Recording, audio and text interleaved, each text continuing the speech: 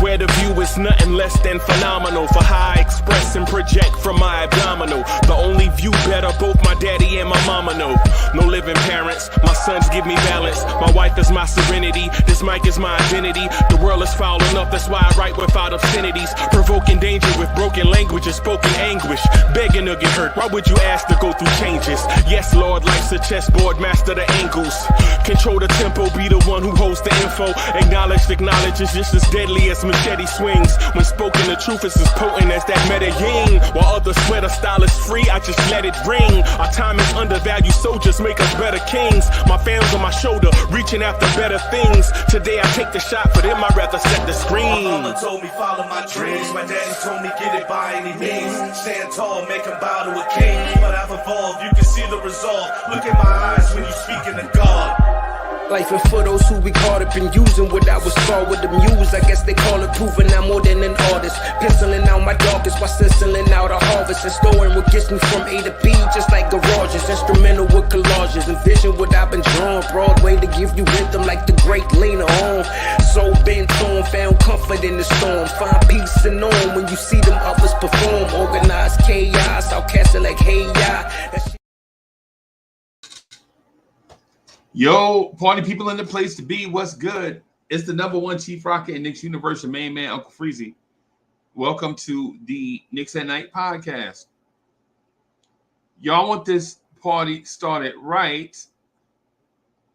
Y'all want this party started quickly, right? Yo, y'all know what it is. Blue tears, orange tears, orange tears in the building. Boom, boom, boom, bim, bim, bim. Let's get it. So I had this question on my mind for quite some time. Right? Building Blocks is in the building, man. I see you. BT is in the building. Allah Wise is in the building. Thank y'all for coming through, rocking with us. Thank y'all for coming through, rocking with us, man. But hey, listen, so I had this question in my mind for quite some time.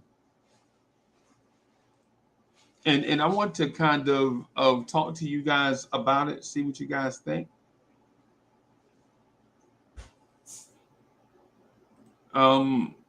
Just checking out some things really quick before I really get into the bag. All right. Just making sure everything is all right. Okay. All right. Man, I got dislikes already. I got dislikes already. Somebody really feeling me. I got a dislike already before I even started. Oh, hey, hold on for just a second, y'all. Hold on.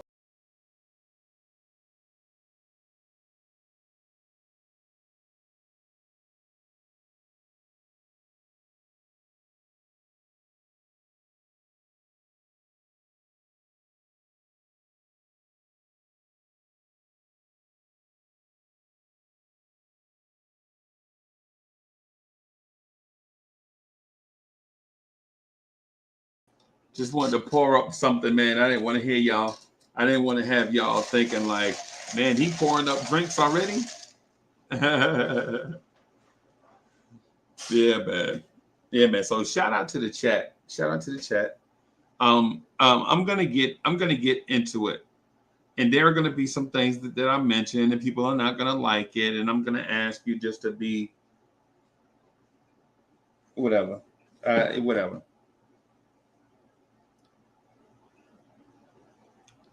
So here's the thing. Would Jalen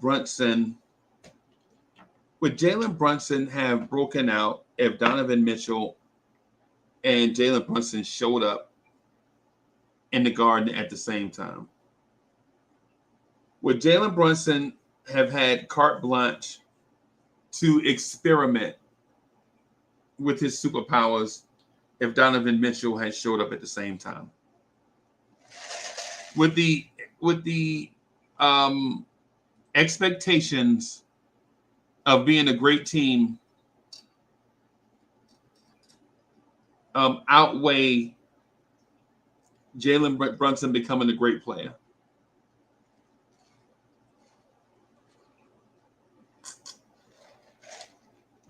It's a legitimate question to ask. I'm not for sure. I'm not for sure.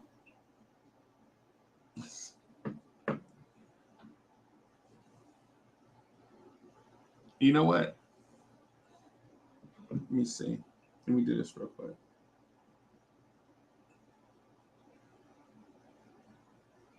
Let me do something here.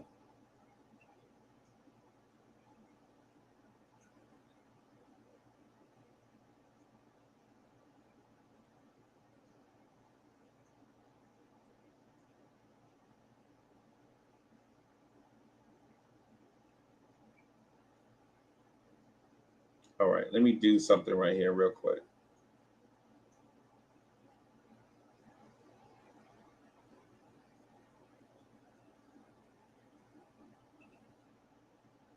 Thank y'all for being patient with me, man. Thank y'all for being patient with me, man. Y'all know as soon as I start, man, you know. So thank y'all for being patient with me, right? So here's the thing.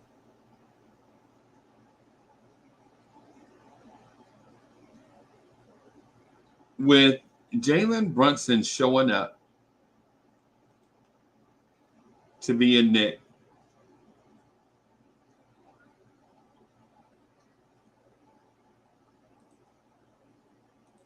I got all kinds of stuff. I got all kinds of stuff showing up on my screen when I get started.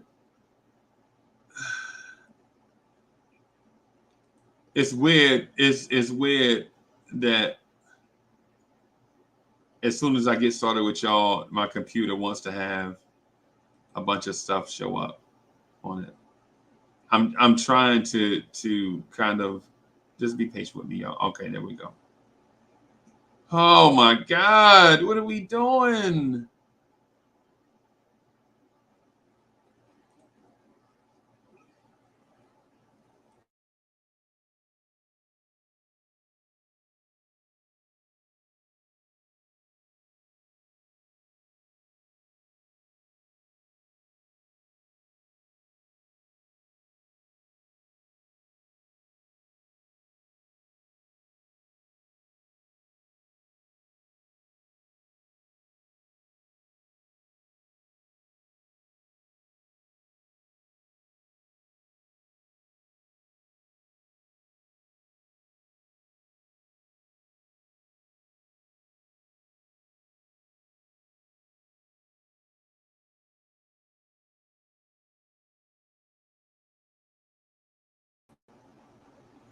Okay, this is weird.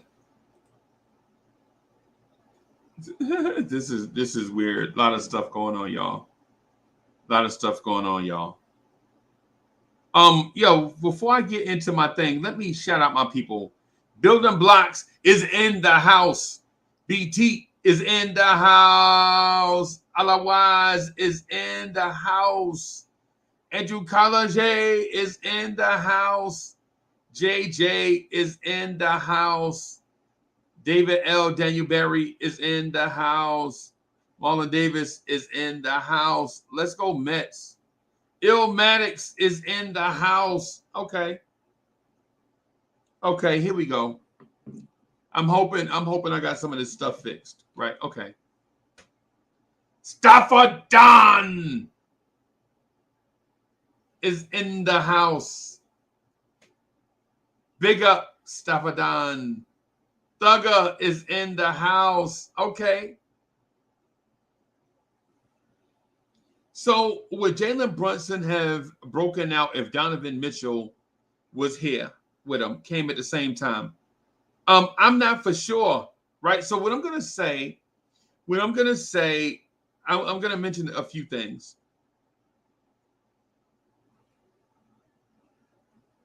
Jalen Brunson is a great NBA player. Donovan Mitchell is a great NBA player, right?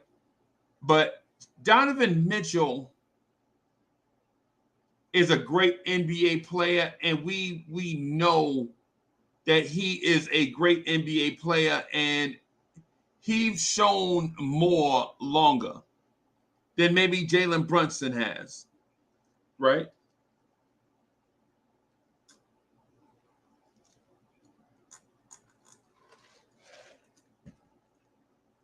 We kind of knew Donovan Mitchell, Spider Mitchell, was a megastar in the making from day one. But you didn't know that about Jalen Brunson, right? Jalen Brunson, what Jalen Brunson did this past season was nothing short of a miracle. And when I say a miracle, I mean a miracle.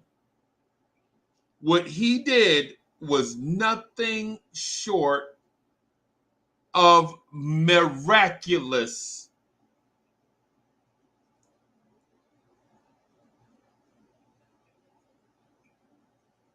And as the haters and naysayers suck their teeth and roll their eyes and things of that sort, I'm gonna speak to the people that are reasonable.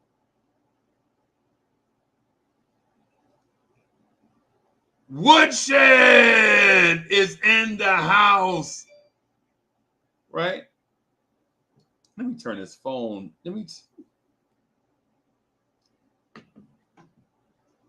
What Donovan Mitchell did, what Jalen Brunson did at point guard for the New York Knicks this past season was nothing short of a miracle. Donovan Mitchell, in my mind, may have had the best offensive season of any Knicks point guard ever. Ever.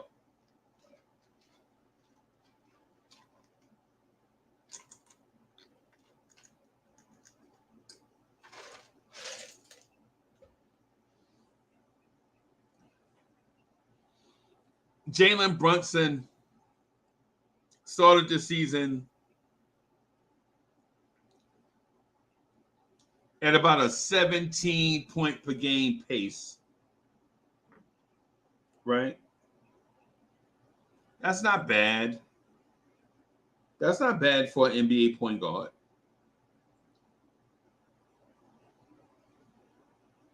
That's not bad for an NBA point guard. Right? That's not bad.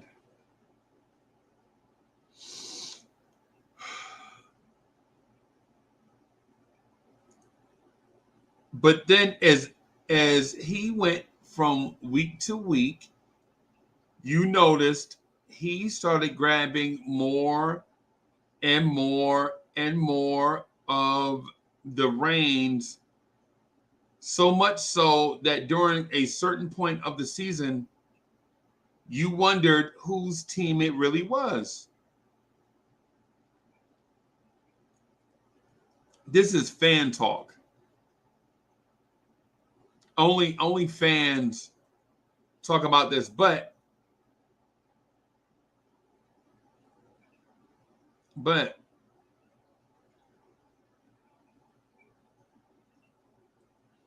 it's fan talk.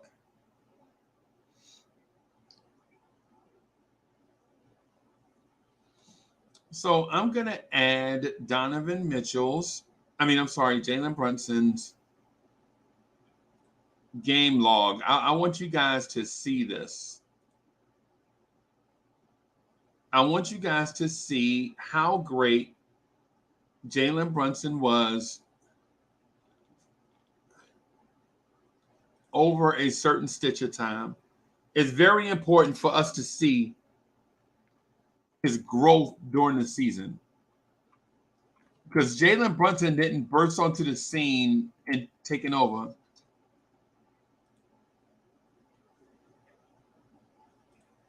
I'm going to put Jalen Brunson's game log here.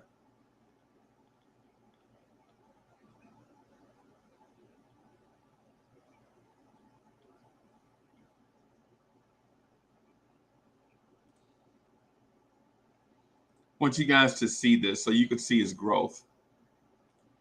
as the Knicks point guard.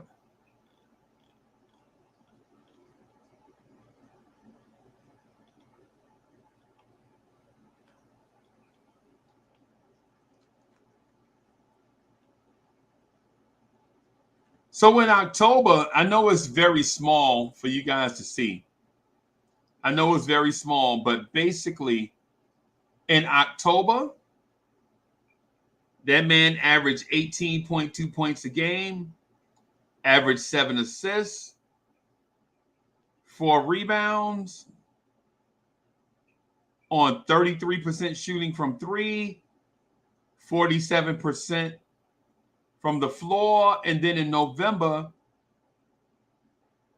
he turned it up a little bit, averaging 22.5, 49 from the floor, 31 from 3. And this is where things start to get interesting, everybody. In January, he averaged 18. He shot 41% from the floor, but he shot 45% from 3. All right.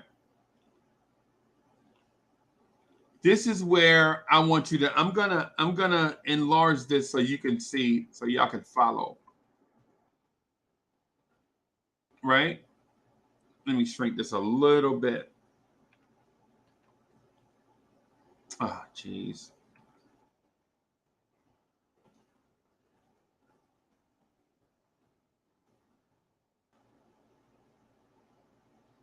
In January, the explosion began. In January, Jalen Brunson averaged 28.7 points a game on 21.5 shots a game, 48% from the floor, 45% from 3, 83% from the free throw line, 28.7, right? That man shot 45% from 3 for the month on basically 5 attempts. In February, he averaged 27 points a game, right? 77% from the free throw line, 42.6% from 3, 52.9% from the field. In March, that man averaged, listen to these numbers and watch these numbers. Watch these numbers. They're on the screen. You can see them, but I'm going to say them out loud. In March, that man averaged 27 points a game with 57% An ice cold shooting Michelob from Ultra, courtesy of Saw Your Airball last game. A refreshing Michelob Ultra, courtesy of you have a highlight reel of airballs. Cheers, my friend. ESPN makes me so sick, man. ESPN frustrates me so much, y'all. Like FaceTime, Josh told me he has a private Let me see. I gotta mute waiting this for him thing. after this game. He said he might not. All right. Thank you, ESPN, for blowing my eardrums. So in March, this man shot 57% from the floor, 51% from 3, and averaged 27 points a game. Right? Listen to what I'm saying to y'all, man. This man shot 57% from the floor at the point guard position, where if he shot 47%, we'd have considered that excellent. So he didn't just shoot excellent from the floor. He was groundbreaking from the floor.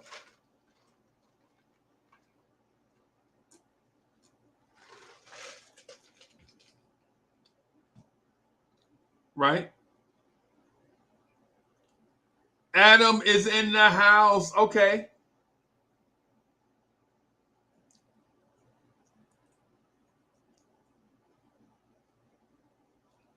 This man shot 57% from the floor on 17.6 shots. He took 6 3-pointers a game and shot 51.1% from the floor and averaged 26.9 points per game. And in one of the biggest games of the season, when we were the 5th seed and Cleveland was the 4th seed, that man scored 48 points on the Cavs, knocking down 7 3-pointers against the Cavaliers.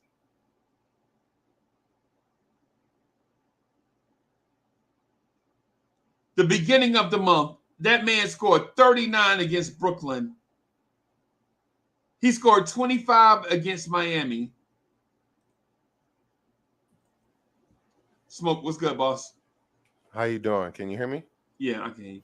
All right. That man scored 48 points, 9 assists against Cleveland. Right? Helped contribute to a win, 2 wins against Miami. And in March, we played Miami twice. We went 2 for 3 against Miami. Right?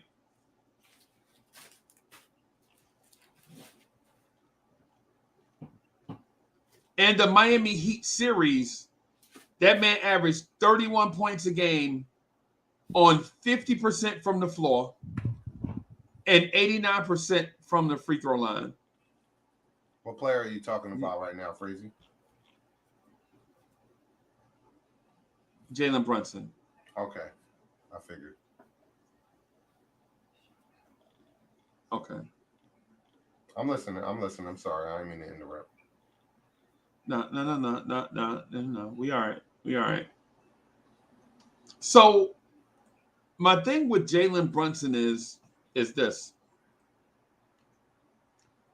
If we had brought Jalen Brunson and Donovan Mitchell here together, would Jalen Brunson have had the ability to break out and become the player that he is right now, knowing that he would have had to share the rock with Donovan Mitchell?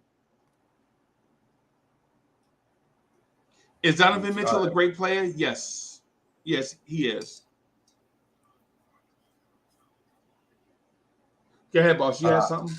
Yeah, no, I do. I think you hitting the nail right on the head, fam. Like I know you're going through your opening soliloquy, so I didn't really want to cut you off. I'm trying to listen, but to be honest, I don't think that would have been possible because the focal point of our offense would have been Donovan Mitchell and then Randall and then Jalen Brunson, and we wouldn't have RJ. So Brunson would have probably been the second or the third option, depending on what the rotations and how the coaches put it together. So I don't think he would have usurped his potential if he had another player in his way. Right. Okay. So what I ask is to I'm going to ask this question universally to the chat. Mm-hmm.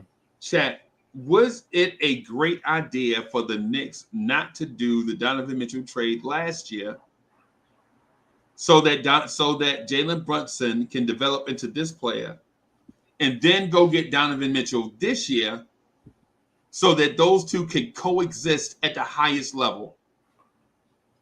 Well, that's a great question because of the simple fact that sometimes you do want to let player develop and you don't want to quote unquote bring in players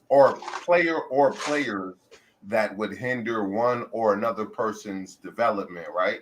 The fact that RJ kind of started understanding what his role was throughout the season based off performance, you know what I mean?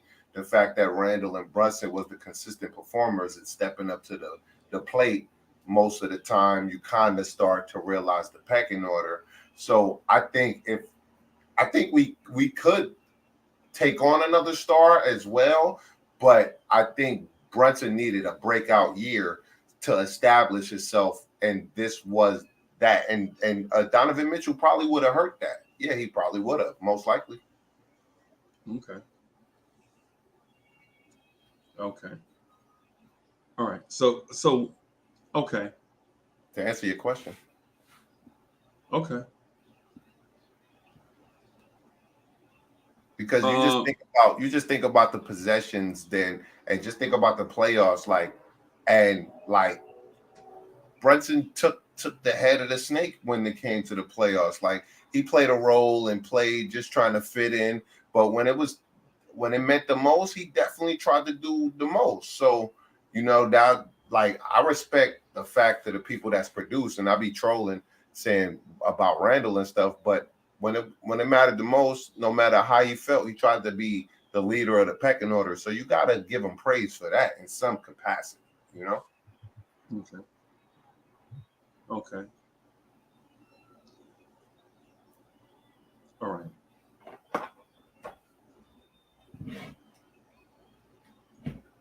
BT, what's good? I'm open to Nah, all just questions. chilling. What you up to? Salute, evening, gentlemen. See, now I got time for you, BT. I didn't have time earlier. Yeah.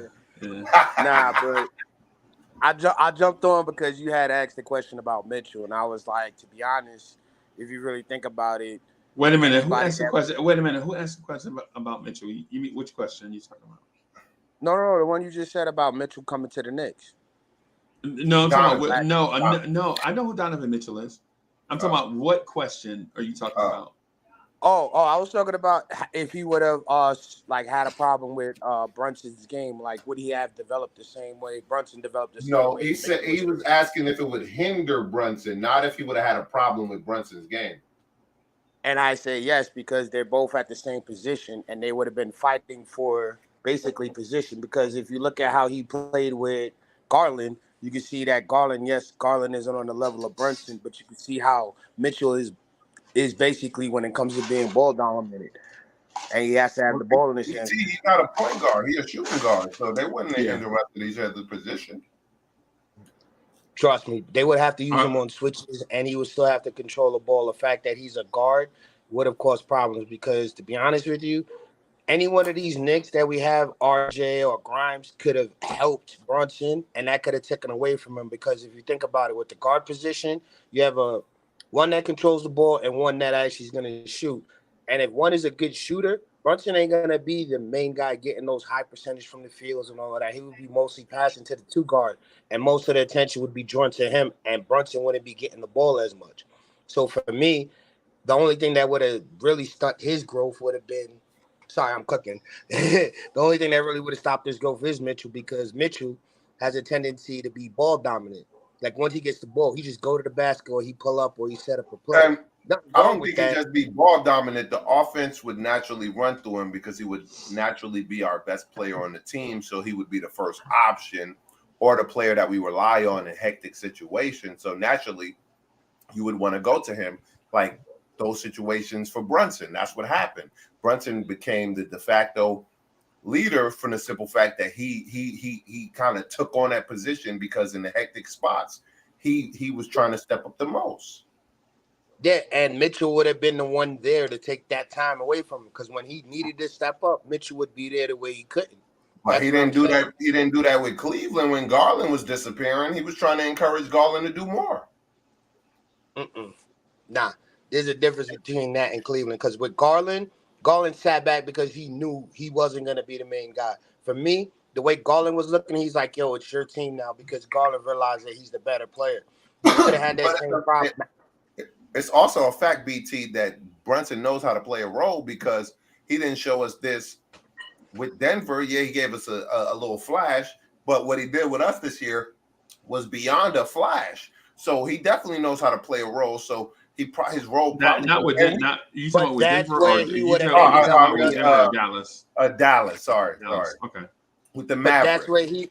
Yes, and I agree with that. But what I'm saying is we actually agree, and it just might sound. No. We're not. We're really not. I'm going off of your example right now to prove my point. You just said that when he was with Dallas, he was good as a role player. That's exactly what he adjusted his position based off what the coaches asked or expected from him. Yes, is what I'm saying. But still, he was still the second man to Luka Doncic, which is exactly what we would be asking. Well, I don't think he was the second man until last year, but the first couple of years he had to play the role. Last year was when they actually gave him that expanded role. and he exceeded expectations. Then he came to the Knicks and got another exceeded role, and he got another bigger role, and he exceeded expectations again. I don't think they expected that. That was unexpected. Okay, what I'm trying to say is this: when he was on Dallas, the role he played with Luka, he would be doing here with the Knicks if we had Mitchell, because of how their player styles are. That Nah, being I said, disagree with that. They let me play finish. Let me finish. all right. I say that because how Mitchell's game is. Everyone is going to be flopping to Mitchell, and he will be the main key person. For me, Brunson would have never had the opportunities to develop his game, to get the looks that he needs, to where now he can shoot 50%, get those looks, because it would be going to Mitchell. For example, in the closing minutes of the games last season, a lot of times the ball was in two people's hands, Randall or Brunson. When we were down by like five in the last 5 minutes or so, those guys were doing it. It would be Mitchell. Brunson wouldn't even know his full potential unless he did what he did last season, and it's They just him. wouldn't just give it to Mitchell only, though. You acting like it's not a team game. They wouldn't just give it to him to suck the ball. He would have other players would eventually get their moments to see who exceeds or succeeds most in that in that role. Go ahead, Dre. Hey, salute to all y'all boys. Salute Wiz. Salute Salute, Adam. salute. Salute Brian. Salute Damn, Nick. everybody got on here. Smoking Nick. Salute, Wiz. Salute Freely. Salute to the Yeah, chat. salute. I want to jump in. I feel like both of y'all are right. I think there's a learning and adjustment period between great players or good to great players. Even Yeah. Brunson had to get his learning curve, learning how to play alongside Randall and RJ. And for how our offense runs, it's three guys getting the lion's share of the usage. It's three guys averaging their 20 or 20 points per game. So when we talk about like Donovan Mitchell also allowed Darius Garland to average his 20 and 8. So Donovan Mitchell can be ball dominant, but he can also play off the ball. Same likewise for Brunson. Brunson has shown the ability to play at a high level away from the ball, be an elite catch and shoot guy away from the ball, and be an elite guy with the ball in his hands. He's had both opportunities. And when you say these things like comparing Donovan Mitchell to Luka, Donovan Mitchell is not near the ball dominant player that Luka is. Correct. Like he doesn't take nearly as many possessions for isolations per game as Luka does. Or dribble for 18 seconds before he makes a decision. Yeah, like no. That like I feel like there's partially I feel like Brunson probably would had put up like an efficient 21, 22. He probably wouldn't get to 24 or 24 and a half, 25 that he got to at the end of the season. But I still think he would average his 21, 22 with 6 assists on probably shooting higher than 50% because if Luka wasn't a ball hog, he could have probably been averaging 25, fam. Luka dribbled the air out the ball. You see, as soon as he didn't get somebody that he could truly rely on, and it ain't Kyrie's fault. It's the fact that they traded their defense away to get Kyrie that contributed to them falling out of the place. But at the end of the day, that style of play is not going to win you no championships in the NBA full of league where you need a team. Were you watching James Harden? James Harden, the same thing, and he has no title. So, but they styles are similar, but not the same. James Harden, James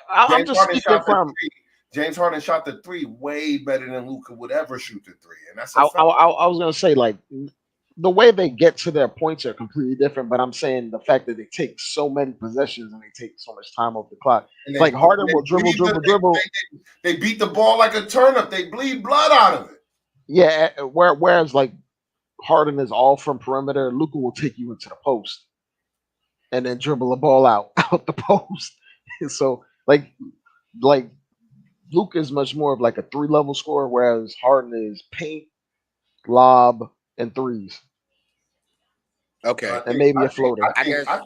I think Luka's more of. I think Harden's in his prime, his Rockets years was way more efficient than Luka would ever be.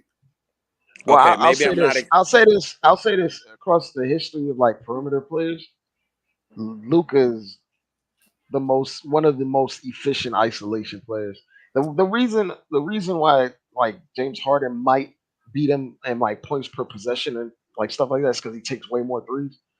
But like in terms of like actually, like Luka shot 50% this year while taking like an overwhelmingly like the most amount of I'm not gonna isolation lie to you, attempts. bro. Yeah. I feel So like Freezy in the all-time draft. I'm taking James Harden before I take Luka. oh yeah, but also to that point, James Harden. We saw James Harden in his prime. Luka's about 3 years from his prime, 3-4 But years but from his prime. is he gonna have the impact besides scoring? Because even though James Harden was a good scorer, he had impact on winning. Luka don't really got the impact on winning like people think he do. I mean, he's won a playoff round Oh much my! earlier Are you than upselling James him Harden right did. now?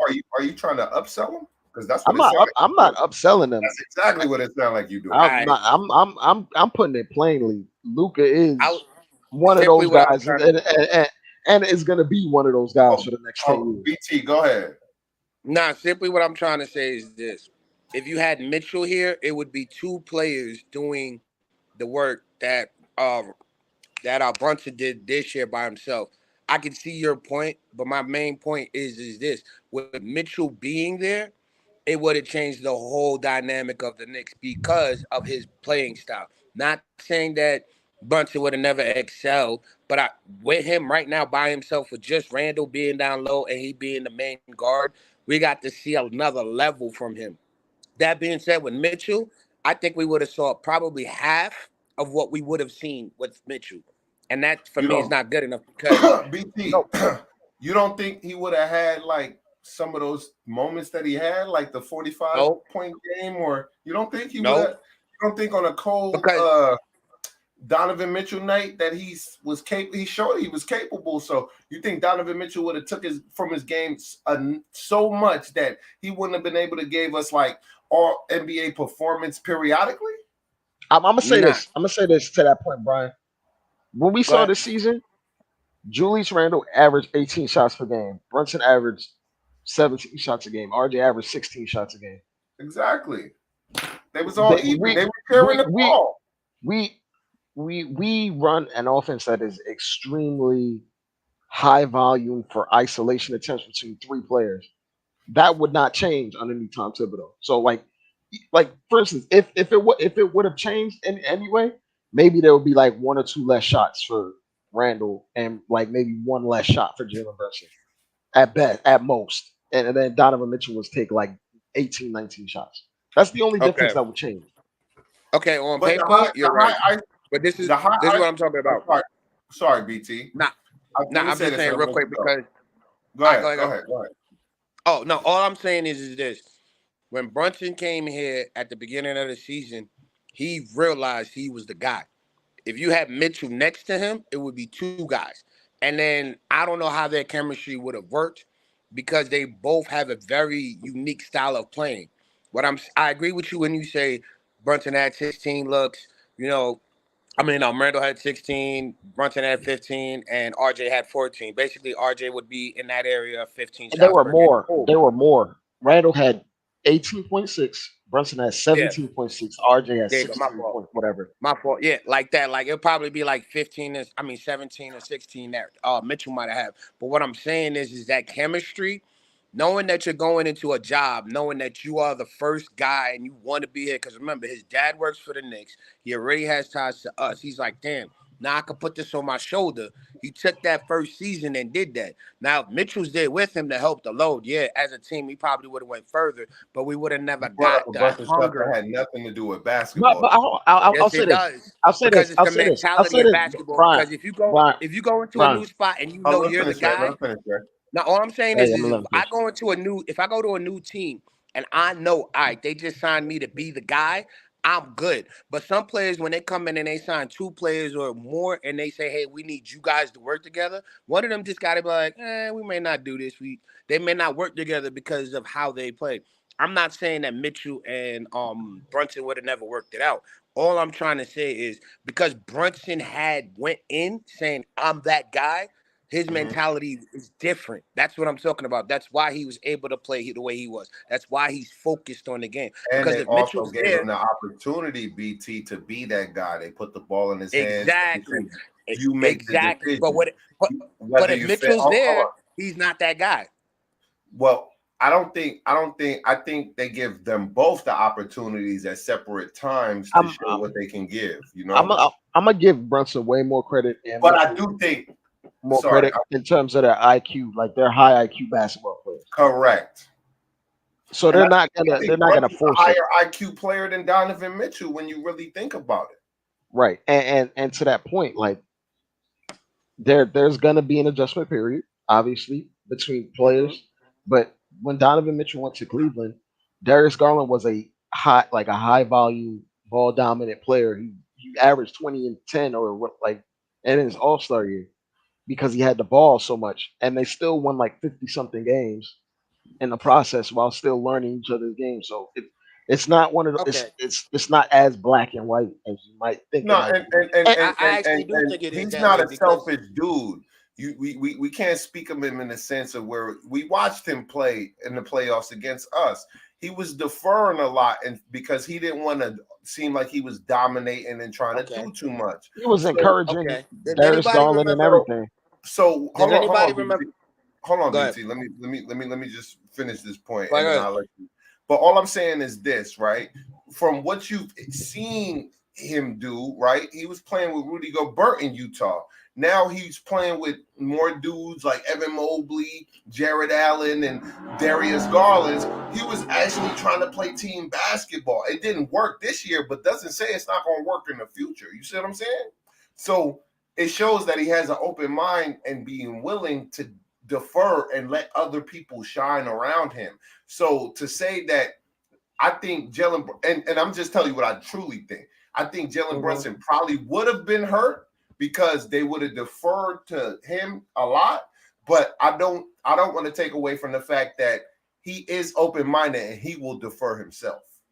I'll Okay. say this. I'll say this one last thing. Like we talk about like Randall. Randall will probably get his easiest 20 points per game if he had those two guys, where he would just be a Fact. finisher. He Because would they'll just forget Okay. about him. They would But this forget is about him. you would this just is be a also finisher. They would set screens and he'd be wide open. He would roll down a lane, go off on bigs. Like he wouldn't be taking all of these tough shots that he's kind of forced to take from the process of this offense. And, And he's talented, but and Dre, yeah, and BT, you next. How many go ahead. times Randall dunked on people, and we ain't seen that in 3-4 years. We ain't even seen that type of energy and effort out that boy where he was just feeling enough to dunk on people. We know you got it in him. He's 6'9", 6'8". He could dunk, but he wasn't even this year. He dunked on like 4 or 5 people with emphatic energy. Go ahead, BT. All right. The reason why I say this, and I will continue to say this about Donovan Mitchell, regardless of what anyone thinks, to me personally, at the end of the previous season, not this season, the previous season when he was on Utah and he didn't play, he walked on the court and had a conversation with Garland. Like, yo, I want to play for you. I see how you are. We can feed off of each other's. I like how you play.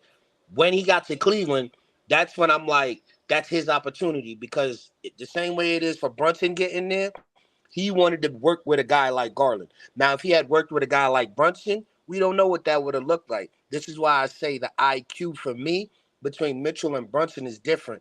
Brunson probably would have got along to get along, but Mitchell would have been so excited that he probably would have never been the guy who he is because, like I said, at the end of the game, he says, yo, I like the way you play, Garland. We should link up. And that's where that whole thing stemmed to where he went to Cleveland. So for me, Mitchell I Hold can't on, agree with BT. that. I can't agree with that Hold on. Yeah, because I don't Let me agree with finish. that either, Dre. Let Let me me get let him. me finish. Let me finish what All I'm right, trying to all say. right. My case in You point kind is of long-winded, my G. no. My case in point is that Mitchell wasn't playing. He got on the court and said, "Yo, I want to play with you, Garland, because you and I can work something together." That's what he wanted at that time. But he also was given credit. Him being with us. Wait, hold on. Him being with us would have probably changed his whole game. And plus, the way Tibbs has him, he would have had him more of a defensive threat as well. So therefore, we both know Mitchell running both sides of the court, defense and offensively. He might not have been as productive. Yes, he would have been productive, but not like he was with Cleveland. Because See, but Cleveland's now, defense but see, with the now your backup point is, helps him out a lot. see, but now the points that you're making is making me contradict the point that I made when Freezy asked the question, because now I'm when you make those points and make me really dive into it, and I'm like, I know Mitchell would have conceded in games that he don't got the hot hand. So to pretend that he would dominate the basketball when people like Randall and Brunson is going off, I don't think he that type of person. I don't see that because I didn't see it in the playoffs.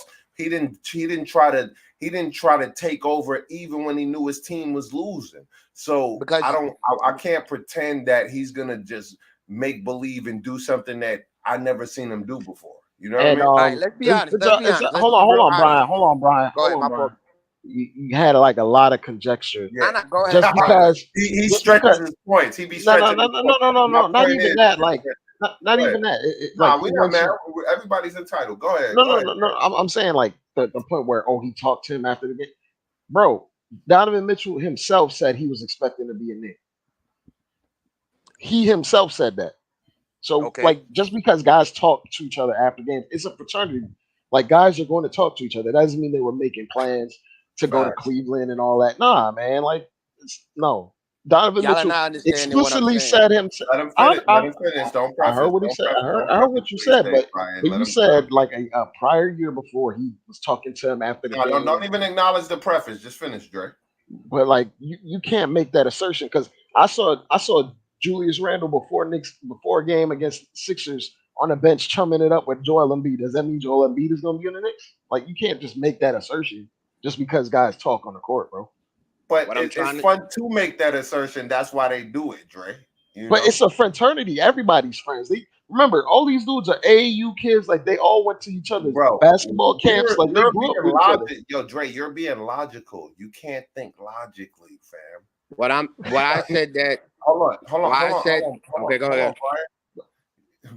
Brian feel offended, so I'm gonna let Brian get his stuff off because he feels offended by what you said, Dre. So Brian, go ahead because it ain't even my beef. Nah, ahead, it ain't. Brian. I'm offended. I'm not even a beef. It was, it's not even a No, beef. I know it ain't my beef. No, we're not disagreeing. I'm trying to fulfill the point. The point is that if you look at Cleveland's team compared to what the Knicks team is, we don't have another dominant score. That Cleveland doesn't have another dominant scorer like Randall and would have been RJ. They only really had Mitchell and pretty much Garland, and every now and then you'll get LeVert. You get a couple of guys that'll come in, but they didn't have a dominant secondary option. He was the secondary option. So him coming to the Knicks, yes, it could have helped Randall, but at the same time, him being a secondary option, he had a lot of off nights as well. Look at how many he had one good game against us in the series. Every other game, we just was locking them down. If we can do it, so can other teams. And if he's frustrated like he was with Cleveland playing against us, if he played for us, yes, I'm saying he could have contributed. But what I'm saying is that mental toughness, he would have had to work a lot harder. And for me, I think that he was more productive in Cleveland because it's him, Garland, and a few bunch of guys that can help him out to where he can grow. Same thing with Brunson being here on his own. They both can grow. The problem is they work together. It would have been half of their potential that we saw this year. What's your ultimate point? That's my point. If you think about it, both of them being on the court together would have cut down each other's productivity to where now we can sit back now and say, okay, Brunson did this, Syda did this. Syda did this with Cleveland, Brunson did this with that. It would work with us, but no, we can't say that. So let me ask you a question, Brian, and I need a short answer. I don't need a long-winded answer, and I don't need a circle around. You need to cut the bush with that machete in your hand, right? Do you think that they would have succeeded together or failed? Honestly, to tell you the truth, with three dynamic guys like that, it would have caused a lot of controversy. We would have had a good regular season, but in the end, I think in the playoffs, we would have fell short. Only because of the way that the defenses would have made adjustments, mostly instead of worrying about Randall. Yeah, that Randall would have got his off, but I don't think he would have been able to contribute the way he does. I think Randall would play differently. I think that's Randall what I'm would be saying. more of a finisher.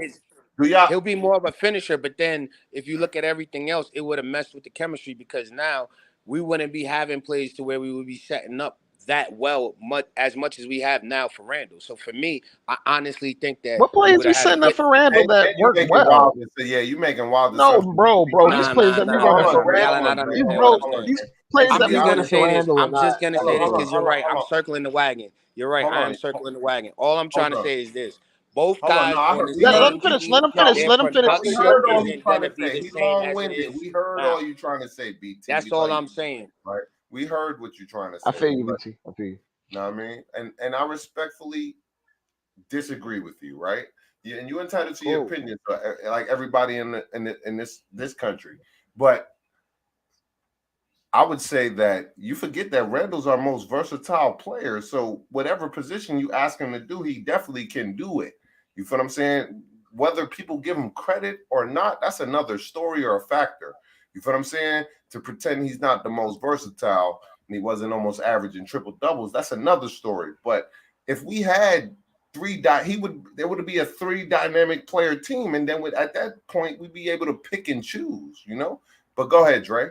I was gonna say like I think just naturally this year Randall's assist numbers went down because there was another on ball playmaker.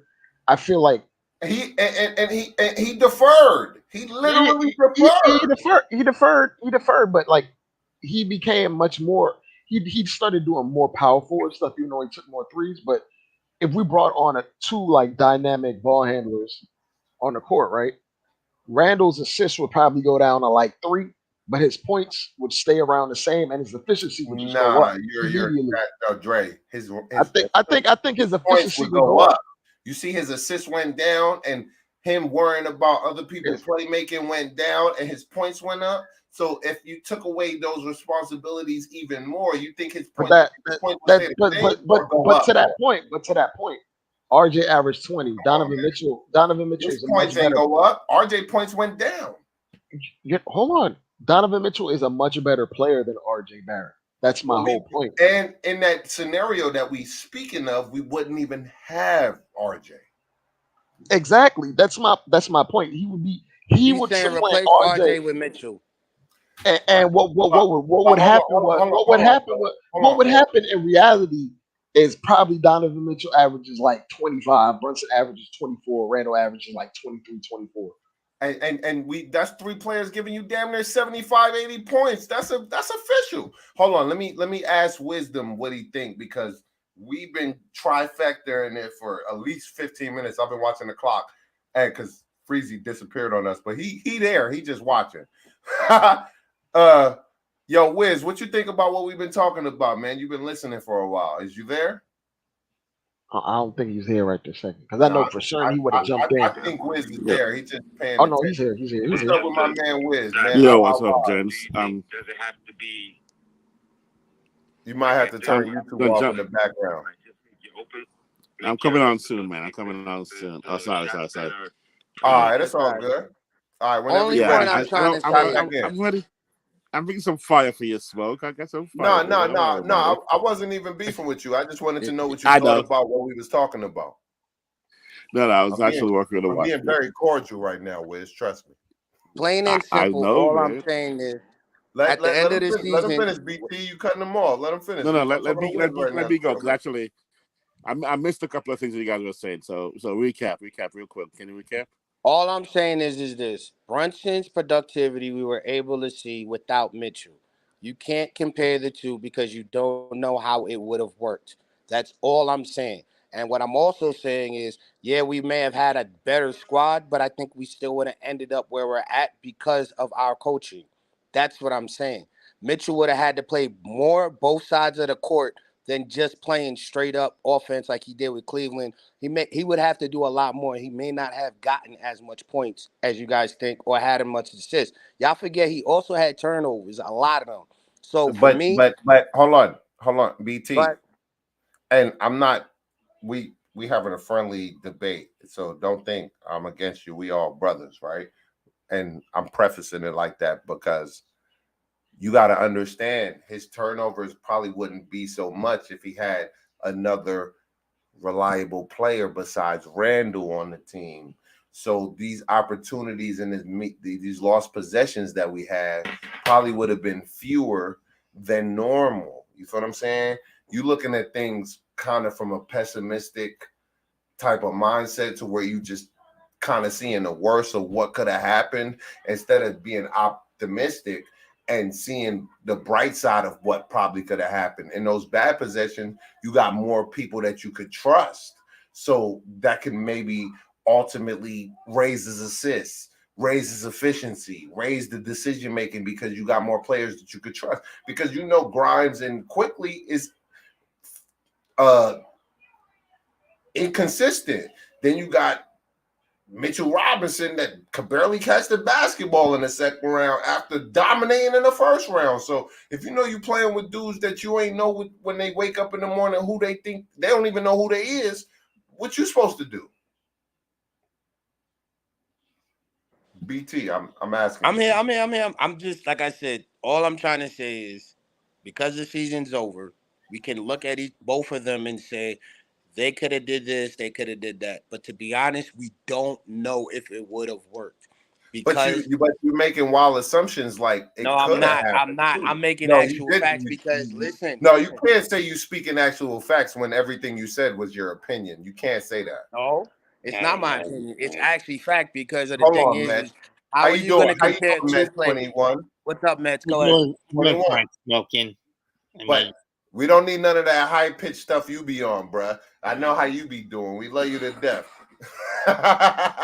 This ain't my show. So all I'm trying to say is after this season, you can't say this could have worked or that could have worked based off of numbers and stats. They have to actually play together. That's like saying, hey, Cat Williams would be perfect. No, I'm not wilding. It makes perfect sense. No, I didn't say you was wilding. I said you made a wild assumption that Brunson, and I thought, and I kind of agreed with you, but what made me start disagreeing with you is the fact that you kind of spoke in a definite and I don't know that for a fact.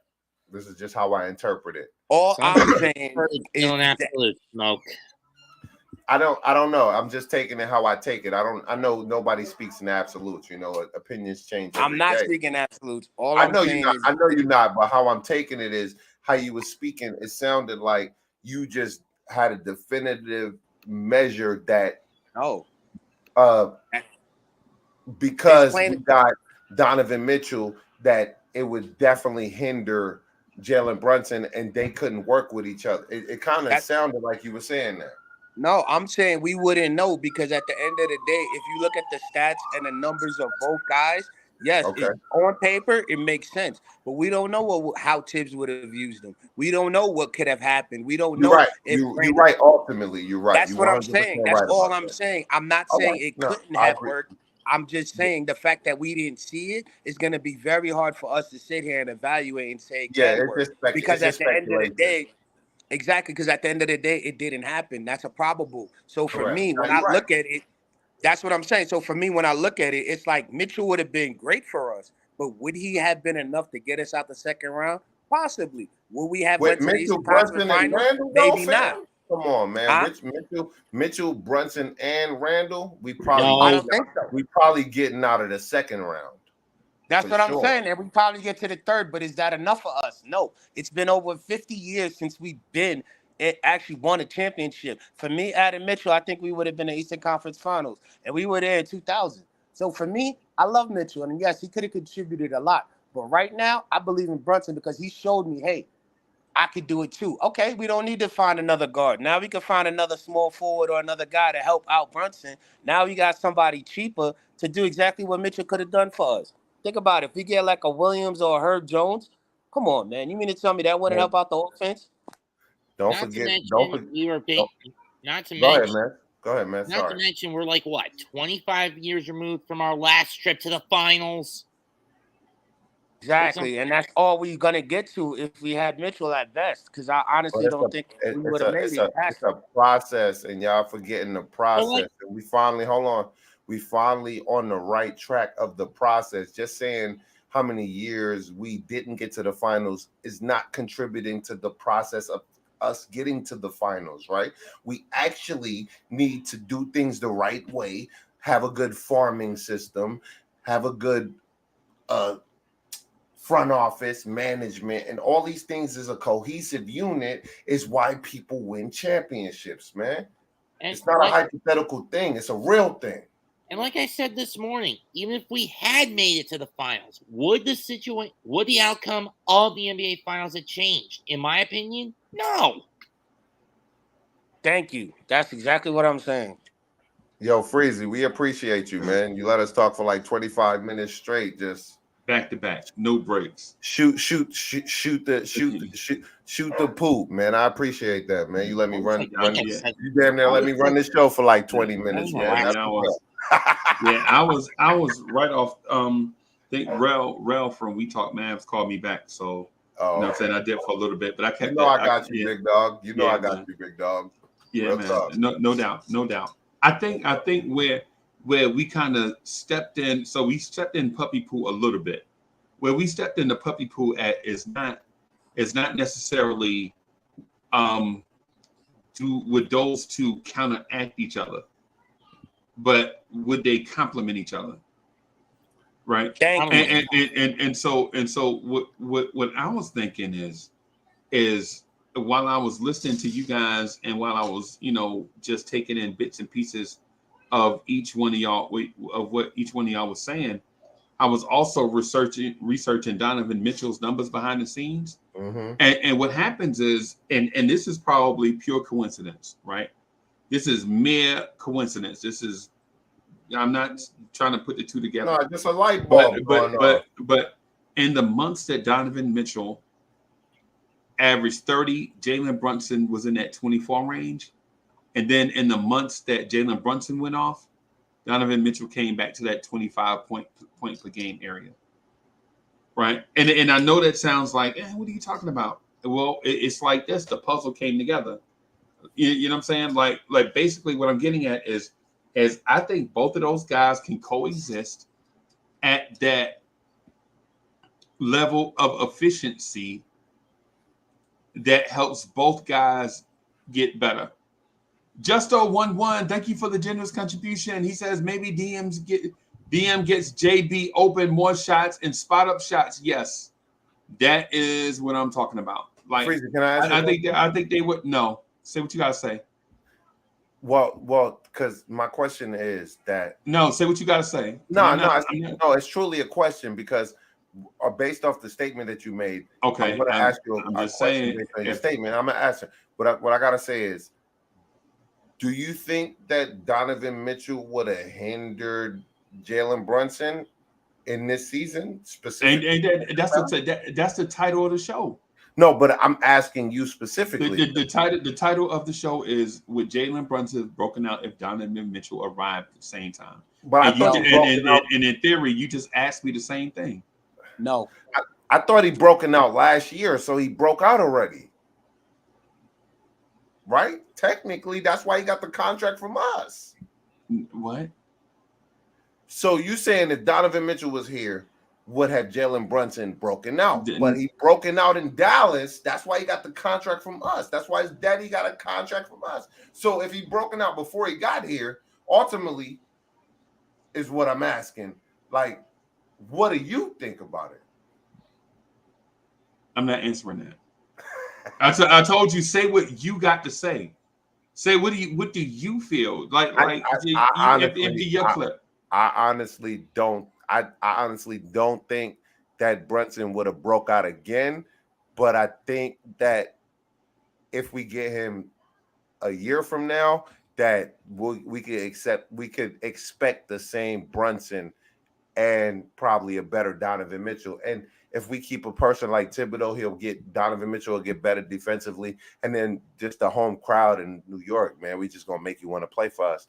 You know what I mean? It's a hate-love relationship. But honestly, I think they probably would have played good together, but he probably wouldn't have broke out the way he broke out, though. I don't think that. Right. So B-Baller for real says he didn't break out. Otherwise, Dallas would have kept him. No, that's false. Facts. He's wrong. That's what I'm saying. Nah, he's wrong. He's wrong. He's wrong. You ain't gonna. The Dallas Mavericks are not gonna let.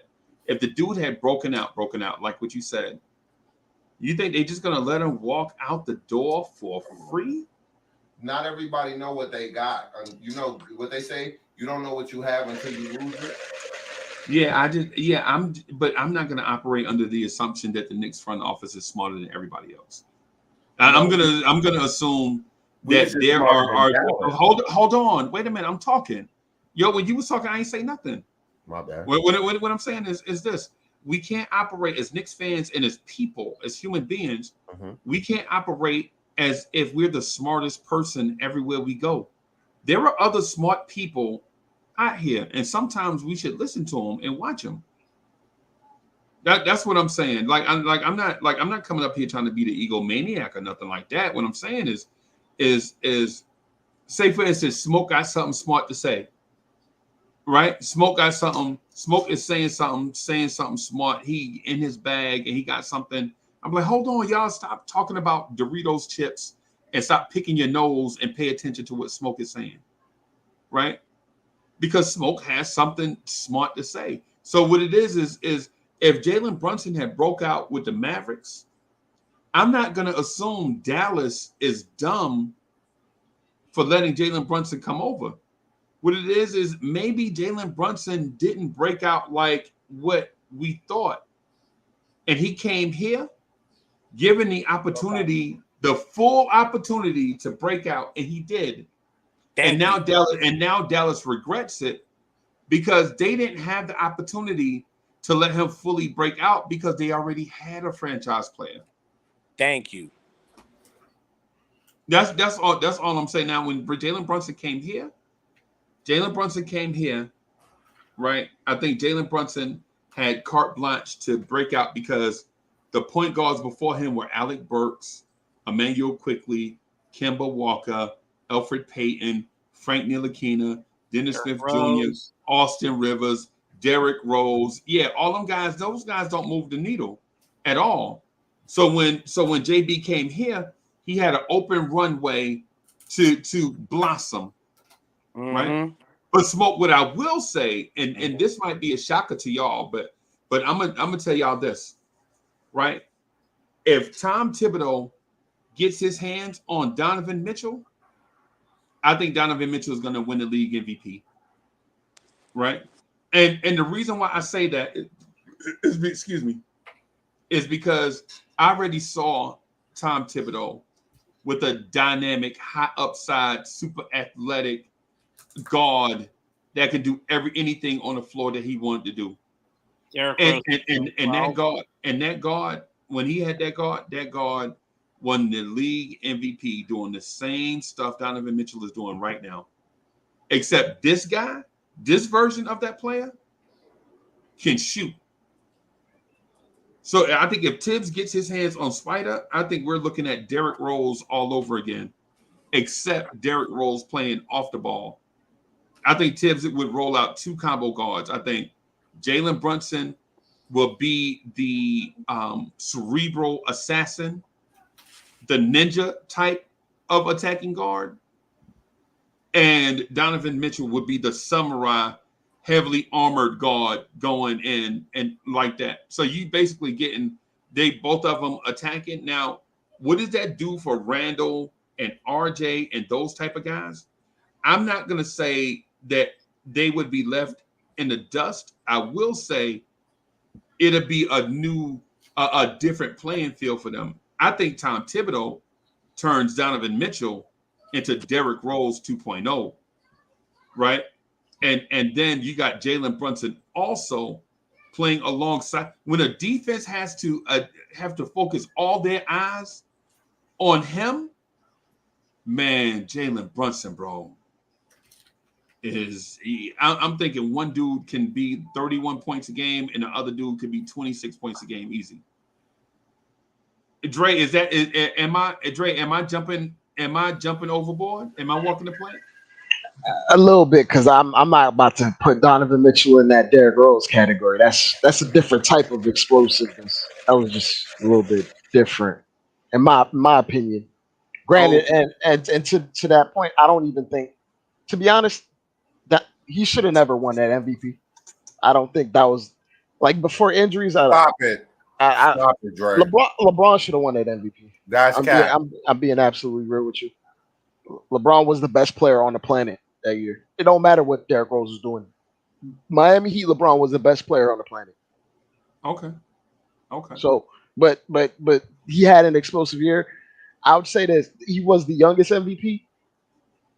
If he never had injuries, if he never had injuries and got to the same age as Donovan Mitchell, is at right now, he'd be a much better player, Okay. in my opinion. But the Right. injuries definitely factor in. But to that point, I think it would be an adjustment period for both of them, Freezy, because you noticed Donovan Mitchell when he first got to Cleveland, he didn't want to step on toes either. He didn't just come out assertiveness. I'm going to average 28 points per game, and that was it. He was trying to learn his teammates as well because it was Darius Garland's offensive machine before he got there. He ingratiated himself. He ingrained himself to the offense, and he got better at it. But Yeah. it's hard to call when we talk about our offense. Freezy, our offense isn't exactly like theirs. We have three guys that average a similar amount of shot attempts. Yeah. Yeah. I think the third guy that might suffer probably would be Randall because he's a power forward, but he would still average his 20 on high efficiency. But Yeah. when we Just talk about, better. he would still be extremely efficient. He wouldn't have to take 18 shots to get his 25. He would probably take 15 to get 21, 22. Yeah. So, but when we talk about these two guys, I think they both respect each other's game, especially because Brunson cooked him. Let's call a spade, Freezy. He cooked him to the tune of 30 points multiple times. Okay. In the playoffs. They respect each other's games. I think because Donovan Mitchell is the better player, Donovan Mitchell will probably average 26 off rip. But I still think Brunson will be carrying up the rear, averaging like 24-ish, the same amount that he's averaging right now. Okay. All right. So just for the record, right? Yeah. Donovan Mitchell started out like gangbusters in Cleveland, and then he cooled off for like a month.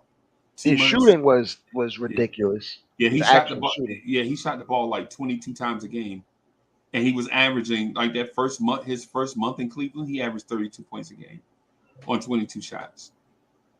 And Cleveland was red hot out the gate. Cleveland was 5-1, 7-1 out the gate, and then he started to acquiesce, taking less shots, and then Cleveland came back down to earth. Right? Excuse me. Man, Starry makes me burp, bro. God damn. Y'all I haven't had it. I haven't had it. It's like the Sprite. I always go with the sugar-free Starry. Yeah, me too. That's what I'm drinking right now. Is that Sierra Mist? Is that Sierra Mist? Sierra Mist. It's the replacement of Sierra Mist, but it doesn't taste like it. Yeah. But I haven't had it. Yeah, but it's okay. It's just that again, Freezy and I are more for the zero sugar one. Yeah, the zero sugar is yeah. But the thing I'm saying about Donovan Mitchell, and I think we have to kind of be careful about how we look at what players do on other teams versus what they would do here. Right? In my mind, I'm thinking the Donovan Mitchell, Tom Thibodeau is a match made in heaven. Right? Because Tom Thibodeau is not going to be overly creative with his offensive schemes. I don't care if Michael Jordan was here. Right? Tibbs is not going to focus on that end. But then when you merely put okay, I'll give you an example. Me and the Smoking Nick together on the same screen at the same time, to me, is dynamic in a certain way, right? Me and him together on the screen at the same time, you know what I'm saying? My thing is this: I know he wants to tug at me and pull stuff out of me, and I'm like, hey man, instead of doing that, pull the trigger. You go for what you know, right? Me and Dre on the screen at the same time is not like when me and Smoking Nick are together. It's like the Hulk and Wolverine in the streets. You know what I'm saying? We taking on all comers. When me and Dre are together, it's more like Jean Grey and Professor Xavier and Cerebro looking at, you know what I'm saying, looking at everything. You know what I'm saying? So what I'm saying is just because I'm Cerebro here, like I'm Cerebro in one place, don't mean I can't be Wolverine somewhere else, right? What I'm getting at is Donovan Mitchell being that guy in Cleveland and with that background and all that stuff is one thing. But being in a different situation, I think my man ultimately, and this is my opinion. A great analogy, though. Fraser. I think ultimately Donovan Mitchell can be the league MVP for the Knicks because all the stuff that Tom Thibodeau doesn't want to do, Donovan Mitchell does that stuff easy. All of it, like Tibbs will say, like Tibbs will come, man. You know the game will tell you what to do. We want to get 2 feet in the paint. You know you got to do it. Donovan Mitchell, those are background things. Those are operating systems for Donovan Mitchell. Who is gonna prevent Donovan Mitchell from getting 2 feet in the paint? Right. I don't know a defender that is going to consistently keep Donovan Mitchell out of the paint. Period. Right. I think poor spacing is more the issue. Like he's going to get the 2 feet in the paint, but if you have poor spacing, he struggled against us because they had poor spacing. But that's what I was going to say to you. I knew that was the thing. The thing. Hold on. Wait a minute. The thing is that is the case in Cleveland when you have 2 guys that are operating and the other big guy hadn't found his shot yet, so they can't space the floor. But in Utah, Rudy Gobert used to lead the NBA in dunks every year when Donovan Mitchell was there. You know what I'm saying? So, and we all know that Rudy Gobert is not a shot creator. Donovan Mitchell created those shots for Rudy Gobert. At one point had 80. I think he had like 80 dunks. And before the stupid Rudy Gobert made the COVID thing. Remember that? Remember Rudy Gobert did that stupid thing and ruined his relationship with Donovan Mitchell? Yeah. Before the mic. Yeah, before that, he was getting like 3 dunks a game, like 2.7, 2.8 dunks a game just off of Donovan Mitchell. Right? So ultimately, what I'm saying is if we look at what that guy's skill set is, what he brings to a table every night in the right circumstance, and then you what's the thing is transpose or whatever it is. If you imagine extrapolate, if you extrapolate that to the same archetype in Rudy Gobert to Mitchell Robinson, I think the whole thing about the paint being clogged is not even an issue. And then what that also creates is Donovan Mitchell getting into the paint. Now you have 2 New York Knicks, if they're still around. If Grimes is still here, he probably won't be in a Donovan Mitchell trade. But I'm just saying, just for GP, if he is here, then you have Quentin Grimes knocking down spot up threes at 42%, and you have Jalen Brunson knocking down spot up threes at 44%. Right? And so what that does is you're like, man, how can a team defend that? You know what? I don't believe they can. I don't believe that can. And what that does is if everybody stays home in a one-on-one situation with Donovan Mitchell, now Donovan Mitchell is scoring 40 a game. I'll say this to that point, Freezy. Like the Utah Jazz, like their starting lineup, they had 4 guys that were shooting 40% from 3. Well, 3 guys. They actually had 4. They had 4, but one wasn't a starter. I get where you're going with. But like Bogdanovich was there, or it was Bogdanovich and Royce O'Neal that were playing the 3-4. Yeah. And so they were considered spacers, and they would always be around the 3-point line. Yeah.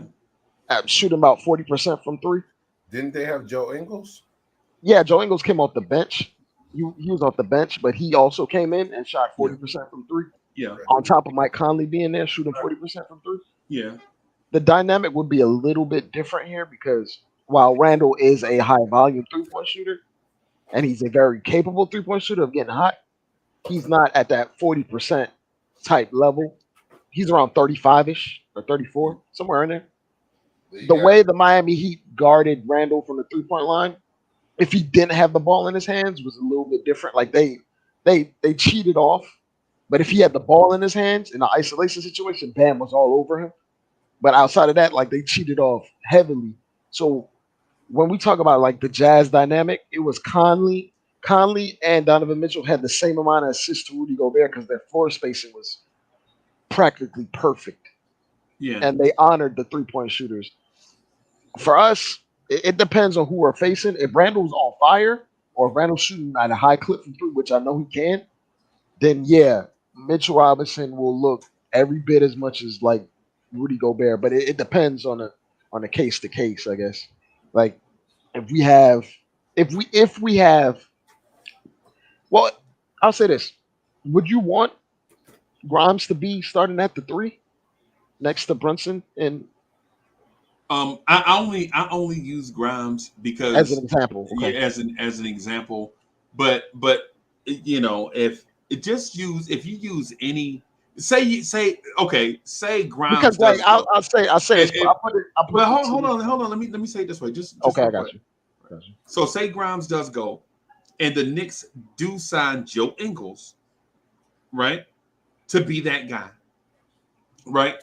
I still think you get the same dynamic with Mitch, and I think the offense becomes more efficient because we know that Jalen Brunson can't be guarded one-on-one, right? We know Donovan Mitchell can't be guarded one-on-one. And that's all you need. As a matter of fact, Randall can't be guarded one-on-one. No, if he's not double teamed, you know what I'm saying? Fact. You know, so my thing is by adding that guy, and I'm not pounding the table for a Spider deal. What I'm saying ultimately, what I'm getting at is Donovan Mitchell's appearance here, I think ultimately makes Jalen Brunson better.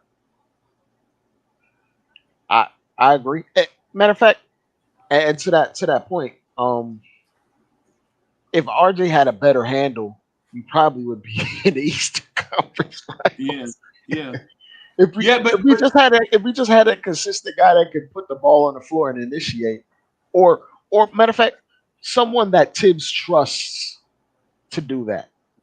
I'm here to tell you that with the floor stretch, RJ Barrett's handles are okay, but in a compact floor where everybody is reaching and all that stuff, his handles are risky at best because there's nowhere for him. There is no alleys for him to no drive. wiggle room or nothing. Yeah. Like, and you gotta be. Matter of fact, a lot of the dribble maneuvers that Brunson did, that's only stuff that high level point guards can do. Guys with very high levels of ball handling skills. Otherwise, it's a turnover machine. You just saw what happened to Jalen Brown, Freezy. Right. Yeah. That's the point that I'm getting at now. Now, ultimately, would Jalen Brunson have become Jalen Brunson without Spider? I mean, listen, we just saw it. You legit just saw Jalen Brunson, in my mind, could have averaged 30 points a game for the Knicks, right? But you know, in our team concept, there were games where, and this is what I was pointing out to Dre and others, there were games where we only took 75 shots, where we slowed it all the way down. And then when I'm thinking, like, what are we slowing it down for? When we are efficient, if you're efficient, then you should keep the same pace. Whatever pace of efficiency that you're at, then keep that if you're efficient, right? Yeah. But if you're say going at a faster pace and you're less efficient, then slow down, right? But that's on coaching, Freezy, in my opinion. I know. But that's the point that I was going to get. The point that I'm getting at is this: when you if Donovan, and that's the reason why I say a certain type play. It has to be Donovan Mitchell. It can't be Zach LaVine. It can't be Bradley Beal. It has to be something that we've seen work before. And the thing that we've seen work before is Derrick Rose win the MVP under Tom Thibodeau. And then you ask yourself, is Donovan Mitchell comparable to Derrick Rose? Is Zach LaVine comparable to Derrick Rose? No. They're athletic. right? But Zach LaVine is not that I'm getting to the rim regardless type Yeah, dude. he's not that attacker, relentless attacker. Right. Is Bradley Beal that relentless? I'm going to the rim regardless type dude. Nah, Right now, He'll settle for mid-range jumpers and right. floaters, and And you, he and, does a lot. He does a lot of the Brunson stuff, but not as efficiently. yeah, and you know what that also does too? It takes RJ Barrett out of that mindset where RJ Barrett can do other stuff. Because RJ Barrett is in that role, right? Go ahead, bro. No, I didn't want to cut you off. Go ahead. No, go ahead. All right, now I was just gonna say you are making a lot of good points, and I kind of agree with you. But the one thing is that would have still taken away from Brunson. No, because if no, let me explain why. Because like you said, if he was being used in that system under Thibodeau, he would have been the MVP. That would have made Mitchell the main focus, as opposed to what we saw with Brandel being the potential that he had this season. It wouldn't be there. He'll still be productive, but you not got to as explain good. it to me. You got to explain it to me in a different way. Okay, because you're being nebulous. Okay, I need for you to be. I need for you to be focused on a point. Okay, what I'm trying to say is your point is if we had Mitchell, he would be MVP under Tom Thibodeau, correct? Oh, you there? Yeah, I'm here. Okay, no, so I'm making sure I'm clarifying, because him being the MVP, Brunson, yeah, he would have got off. He still would have been, in my eyes, the role that he was in Dallas, not what we saw now. That's what I'm getting at. So yes, it would have stunted his growth, but Mitchell would have brought us further into the playoffs. And you're right, it would have helped the team. But overall, the growth of Brunson wouldn't have been the way it is this season if he was the sole provider. It would have went to Mitchell, and Mitchell would have been the MVP, and the focus would be on Mitchell, and Brunson would be exactly where he was with Dallas, as opposed to how he is with us. Well, no, that's not right. Okay, that's not right. For one, you can't compare. You can't say that Tom Thibodeau's offense would have been the same as Jason Kidd's offense. That's false. Right. Two. The second thing is Jalen Brunson in Dallas played with Luka Doncic. Right. Now, what we could say if you're talking about impact, I wanted you to talk about shots. Oh, right? Okay. Because the stuff just assuming Tom Thibodeau would have treated Brunson like Jason Kidd treated Brunson, we can't go by that. Okay. Right? But what we can say is the shot distribution may have been different. Right? The shot distribution may have been different. So if it's one of these things where it's if you're concerned that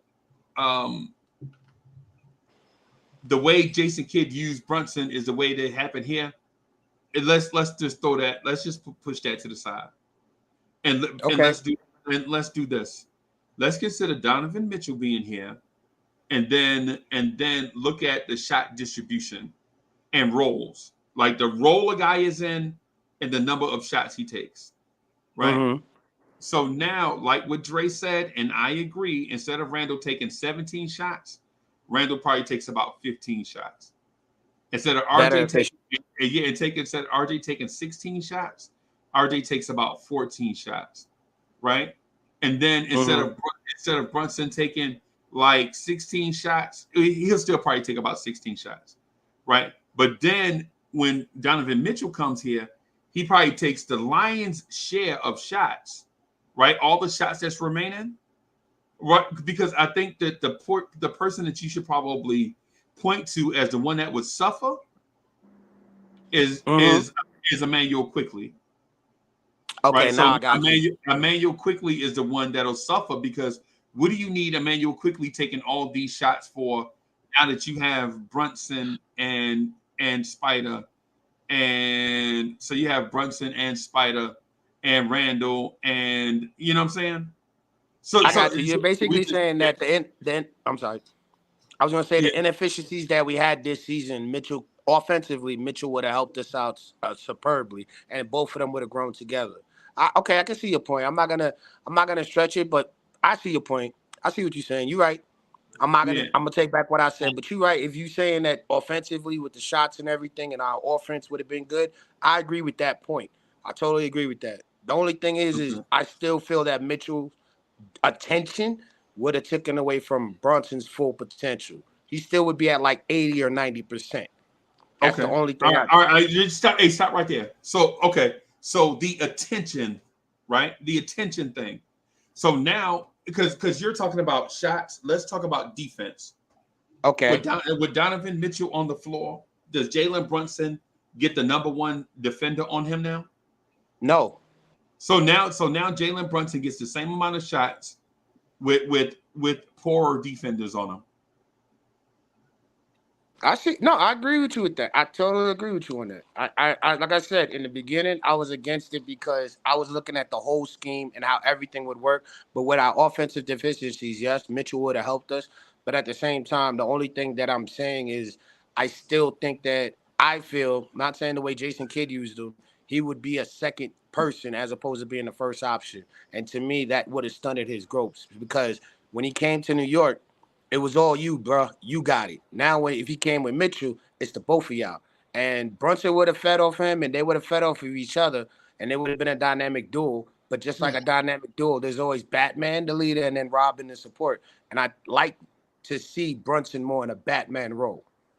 But here's the thing, though, right? Hey, it's so Batman and Robin, right? But Robin is still in the Justice League, right? Oh hell yeah. So what's the point? So what's the point? No, but the whole point was, would he have messed up his goal? I say yes, because like I said, we got to see Brunson now with the Knicks by himself as the main guard to be 100% his full potential. Mitchell's there. Yeah, he would have been good, but I still think he would have been 90% because that 10% he learned throughout the season to get better. He learned and developed his game. He changed his game. He changed the way a lot of the things he do. But I do see your point. So for me, I agree with Mitchell would have helped, but I don't know, man. I'm just saying that's the one thing I'm worried about is because I think Brunson not being the key focus because everybody would just draw to Mitchell. Yeah, it would have given him better opportunities, better shots. You're right.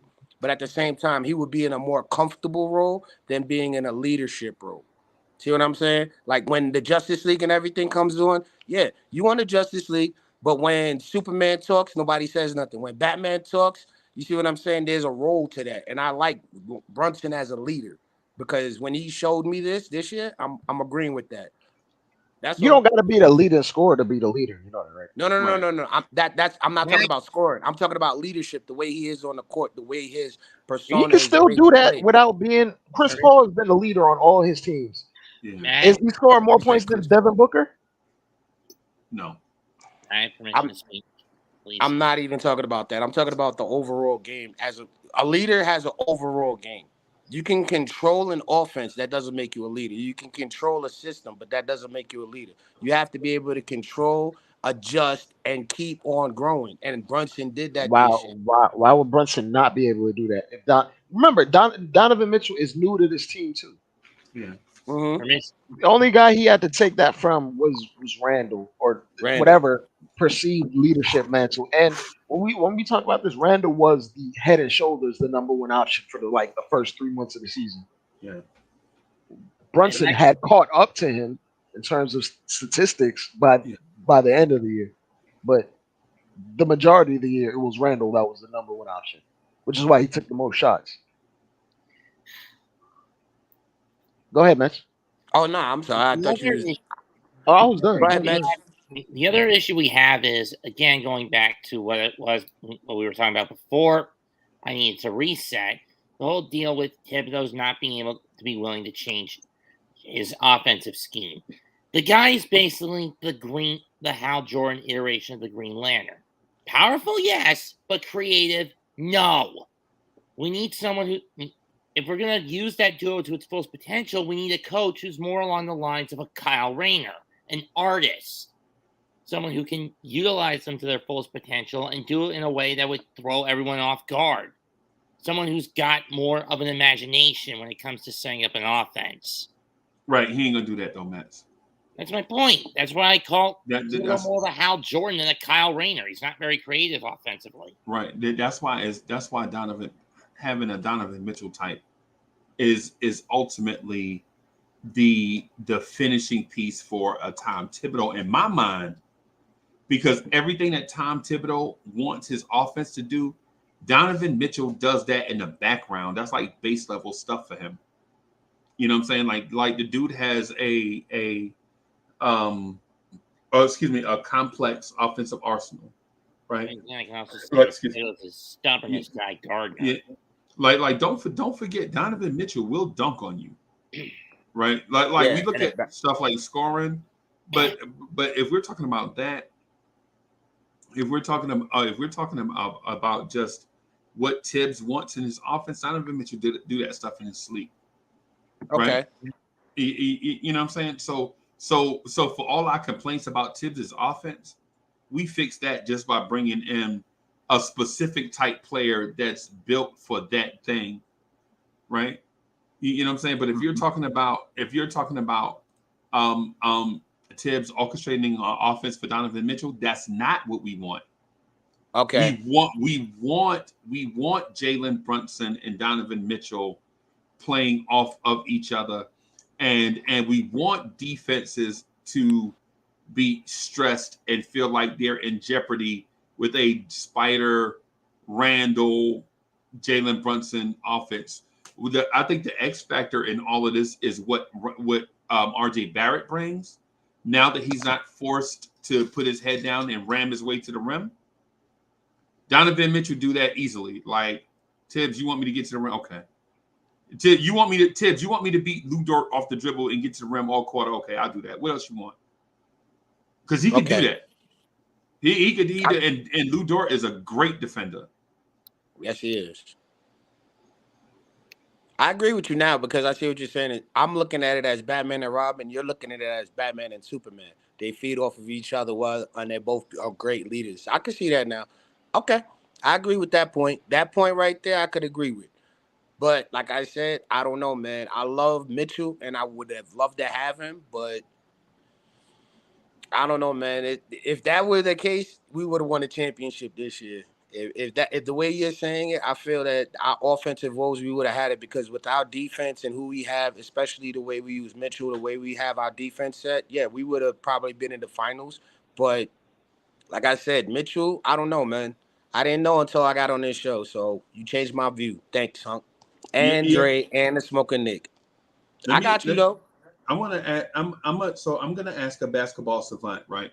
So Dre, check this out. Yeah. What is your main complaint about a Tom Thibodeau offense? There is no off-ball movement. Right. So when Jalen Brunson is operating, right, there is no other off-ball movement, right? Everybody's just staring at Jalen Brunson. Right. On defense. If you subtract, say, RJ Barrett and put Donovan Mitchell on the floor, right? Just hypothetical. Can you imagine a world where Donovan Mitchell is just a spot up shooter? No. Well, just a spot up shooter? Just a spot up shooter. Just a spot up shooter. Davis Bertans.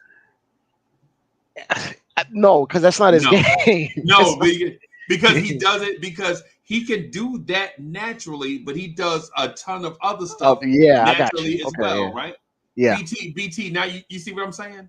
Just by subtracting one guy and adding another guy, the things that we complain about automatically get erased. They are no longer part of the equation just because you added Donovan Mitchell. He's the type of guy that even if you decide to give him the three, he's still talented enough to still go to the rim anyway.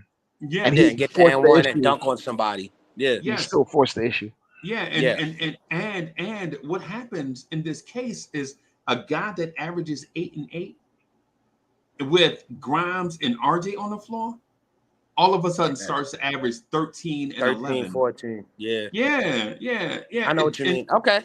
And it's because and what it is the little things mean a lot, bro. Like the dude only takes like 5 shots a game to average 8 points, right? And it's not even his fault that he takes 5 shots. It's that he never gets the ball. So just off of mere fact that teams have to the double pronged attack. There's a samurai on one side, a ninja on the other side. you put all these pieces in place to stop the samurai from just marching in, and on the backside the samurai is tearing you up too, right? So there's somebody, it's like, and I hate to say it like this, but to be totally cliche, it's to pick your poison. And right, and so when teams play us, the defense is never in jeopardy. They never feel jeopardized. Like, they never feel like they're in an awkward place. Team like the last play to get like Dre and others, when we talked about the game we lost to the Miami Heat, where the Miami Heat had 3 guys zoned up looking at Brunson while 2 guys trapped him. They felt like they had the upper hand. Donovan Mitchell would have been running to that corner to get that ball. Yeah. Yes. And then that's in that case. But what more than likely probably would have happened is they would have tried to run a full set, a fake set, right? Only so that they could get an ISO, right? They're gonna run a full set so they can get an ISO, right? And then they would have walked Gabe Vincent out there to guard Donovan Mitchell. And we would have been partying like it's 1999. Sheesh. You're right. Or they'd have had Kyle Lowry trying to guard Jalen Brunson. And we'd have been partying like it's 1999. You know what I'm saying? Just by the mere personnel, just by merely understanding what Tom Thibodeau wants to do offensively, because he's not going to change for y'all. It don't matter how mad you get. No matter how mad and frustrated you get, Tom Thibodeau ain't going to change for us. He's going to be who he is, right? But you add Donovan Mitchell, somebody that adds complexity to an offense just by showing up. Now you're talking about something that was plain all of a sudden becomes dynamic, just off of a personnel change. And again, what will we have to sacrifice just to get Mitchell is the question. Because I'm not sacrificing any more draft capital. Okay. Well, you're not going to get Donovan Mitchell. That's just the sad part of it. You know what I mean? It's just part of it. And the reason why I say this, Dre, the reason why I say this over Bradley Beal is because Bradley Beal's not going to consistently be that guy getting 2 feet in the paint whenever he feel like it. He's about to be on the wrong side of 30. So in a few days, he's about to turn 30. Yeah. Zach LaVine's not going to. Zach LaVine can do it, but you have to have the mentality. It's frustrating. Like he's like a burst of content. When not to mention he's a glass cannon at this point. Can't take a lot of damage.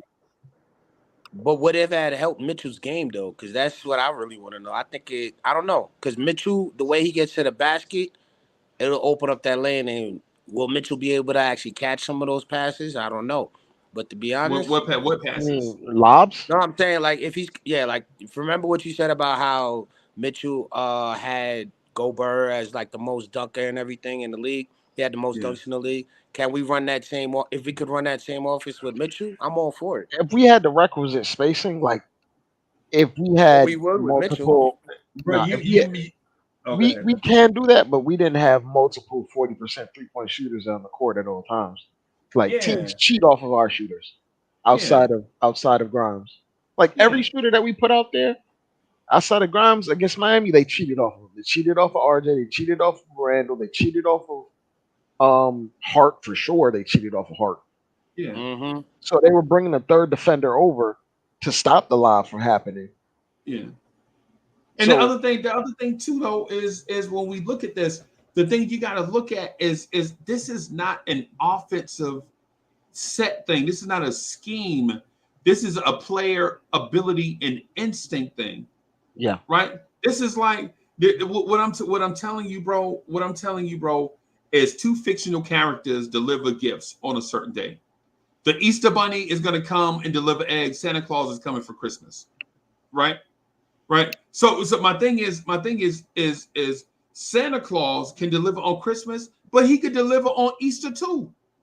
Santa Claus is gonna come. That's what he does. He comes delivering gifts, right? That's the whole premise about the Santa Claus thing, right? Now to say that you take Santa Claus off of Christmas Day and put him on another day, that you got a scheme for him now. Santa Claus don't forget how to be Santa Claus, bro. You know what I'm saying? What I'm saying about Donovan Mitchell, is Donovan Mitchell is not going to forget how to set up a center for a dunk just because he's on a different team. Donovan Mitchell can break down the defense and get a center dunks on any team. He was doing that all year. Yeah. Now what it comes down to is your center a dunker? Can he catch the ball in traffic and can he finish at the rim? That is the question. Not the fact that can somebody deliver him the ball. The question should be, what does he do with the ball when he gets it?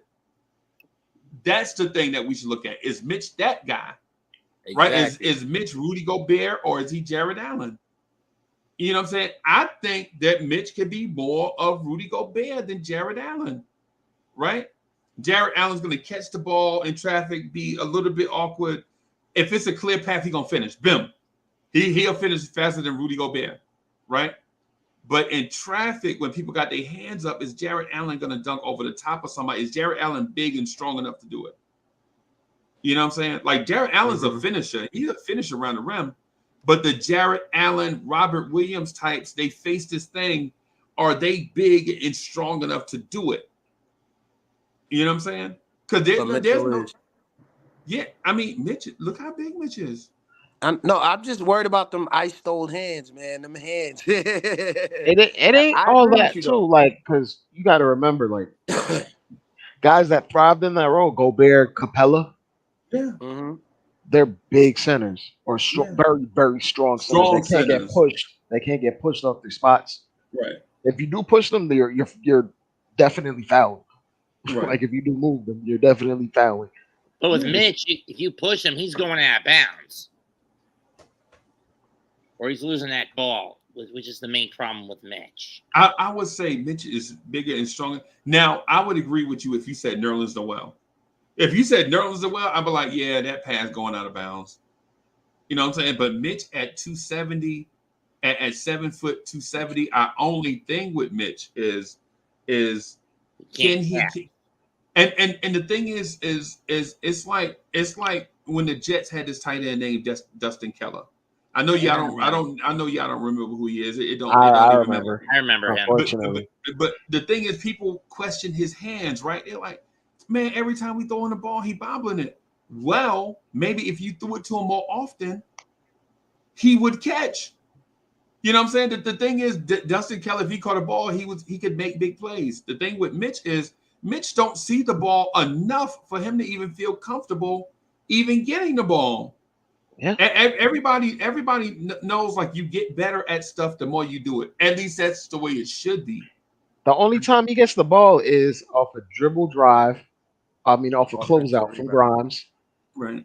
And the pistol action for RJ, which you run like 2 times a game. Yeah. And or a putback. Yeah. So. Yeah. And Randall would hit him with a wraparound. I see. So Randall tries to hit him about 3 times a game. And it only works like once every 2 games. Yeah, every 4 games. Yeah. And it's not because Randall is not trying. It's because down there in the paint where you wrapping around passes and you don't see the ball coming and all this people stuff. Getting their hands in there, whacking in there at the same time. Guards not cracking expecting the back. pass at the time. There's guards cracking back in there with their hands in there.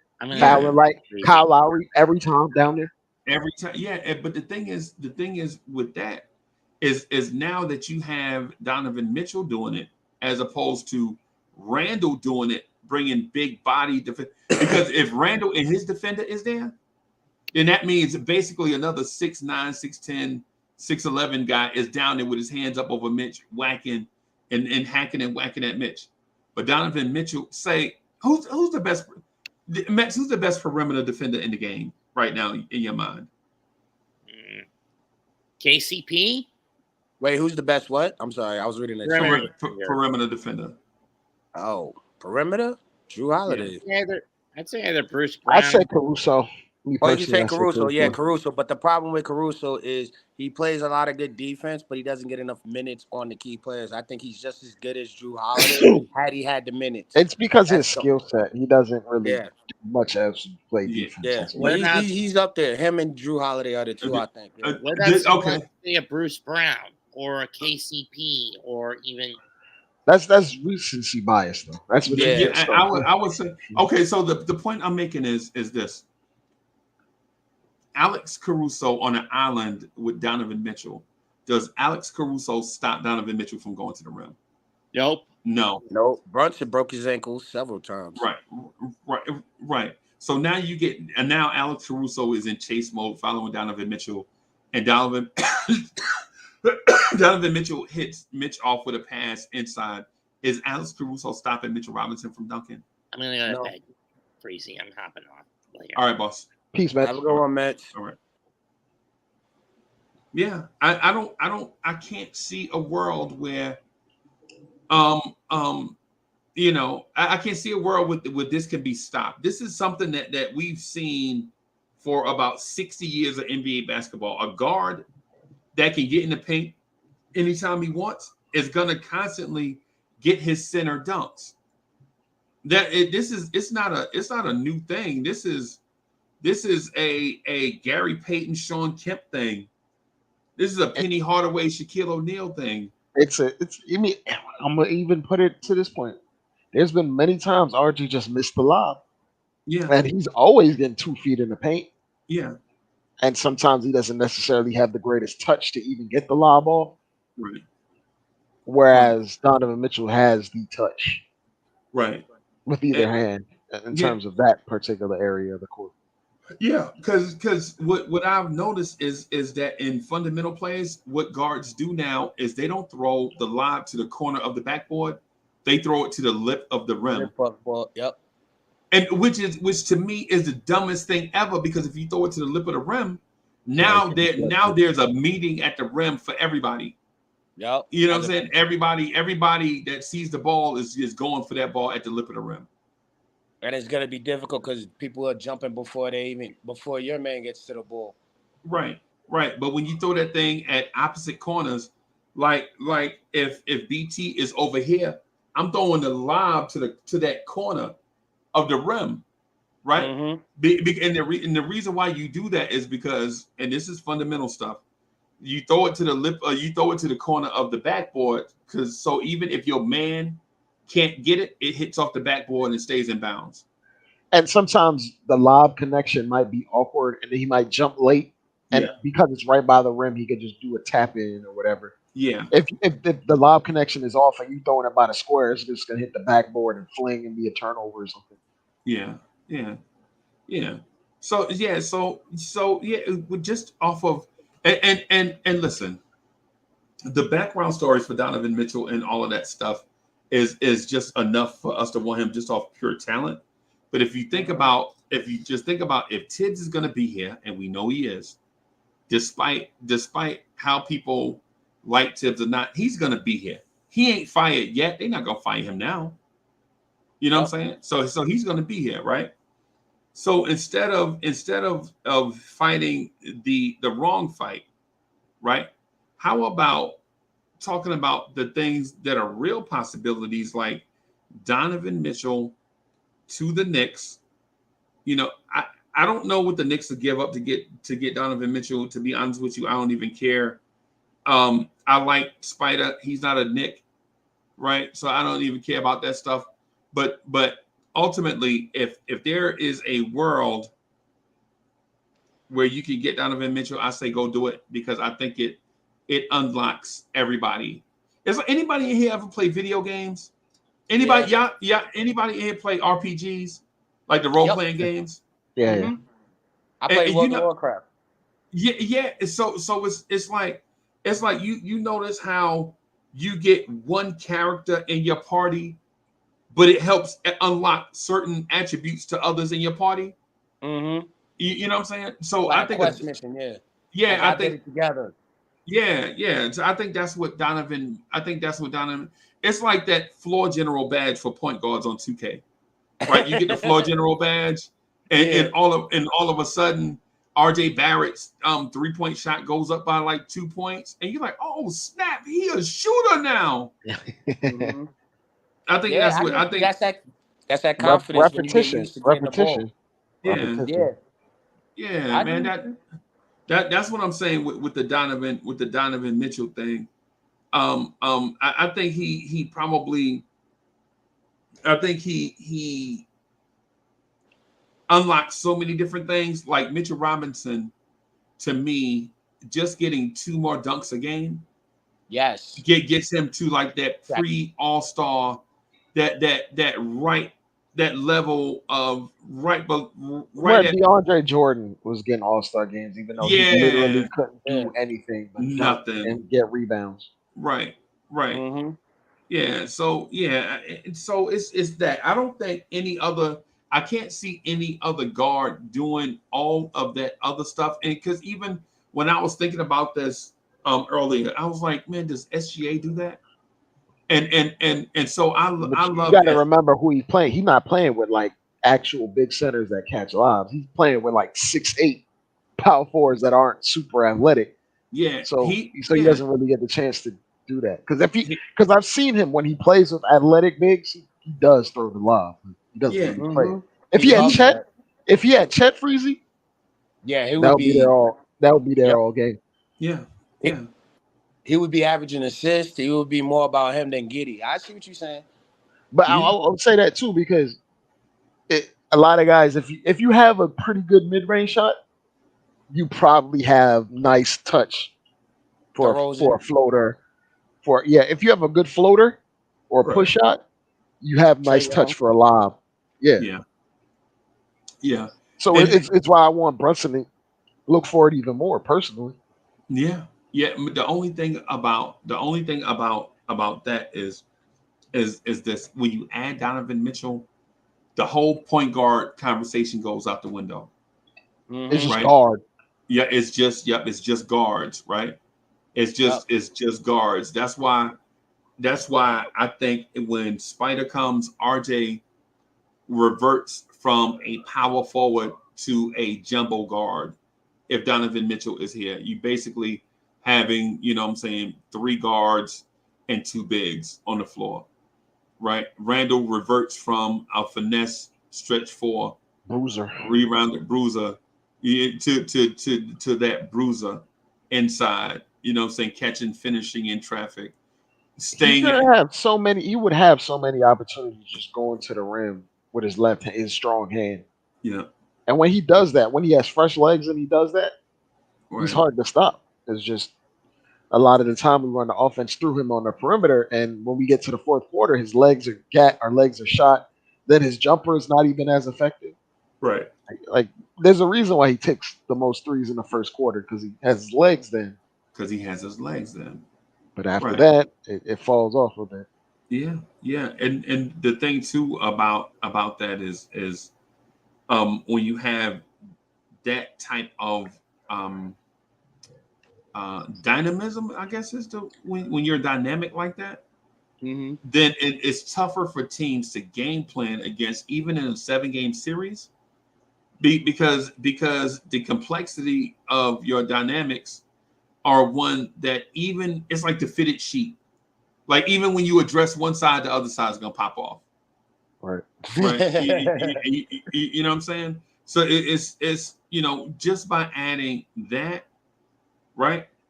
And to get back to the original point, man, with Brunson, the thing I wanted to point out with Brunson is Brunson with any help in the backcourt. Brunson with any help in the backcourt would have been second team All NBA in my mind. Right. And this is no knock on Grimes and Quickly or any of that stuff. But y'all saw it. Y'all saw games like the Chicago game, right, that we sat through, that torture, that misery that we sat through, where they had 4 guys on offense cooking at the same time, and we had 2 guys cooking, and it wasn't even fair. right? But if Donovan Mitchell is in that game to go back at them offensively, I think we win that game easy, walking away, no sweat.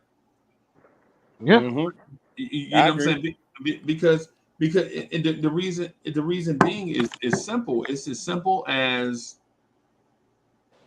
DeMar DeRozan was cooking because he was taking breaks on defense. DeMar DeRozan was cooking. RJ Barrett wasn't giving nothing because I think Tibbs was giving the ball to Brunson. And so Zach LaVine and DeMar DeRozan were chilling defensively, and then they came down on the offensive end and it was just cooking. You know what I'm saying? So just by adding that guy, but ultimately, I don't think just adding any guard to this unlocks Brunson, right? Because if you just get a high volume shooter in here with Brunson, then I think it stifles his growth. But if you get a guy that's a natural basketball fit, man, BT, listen. All right, so we run in pick and roll, right? We run in the pick and roll. Is Mitch coming up top, setting the screen for Brunson, right? Right. And their center that's in drop coverage doesn't drop to the level of the shooters.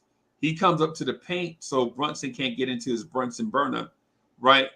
But then the defender, the strong side defender, checks to make sure that his guy went, because if his guy doesn't go, he has to zone up.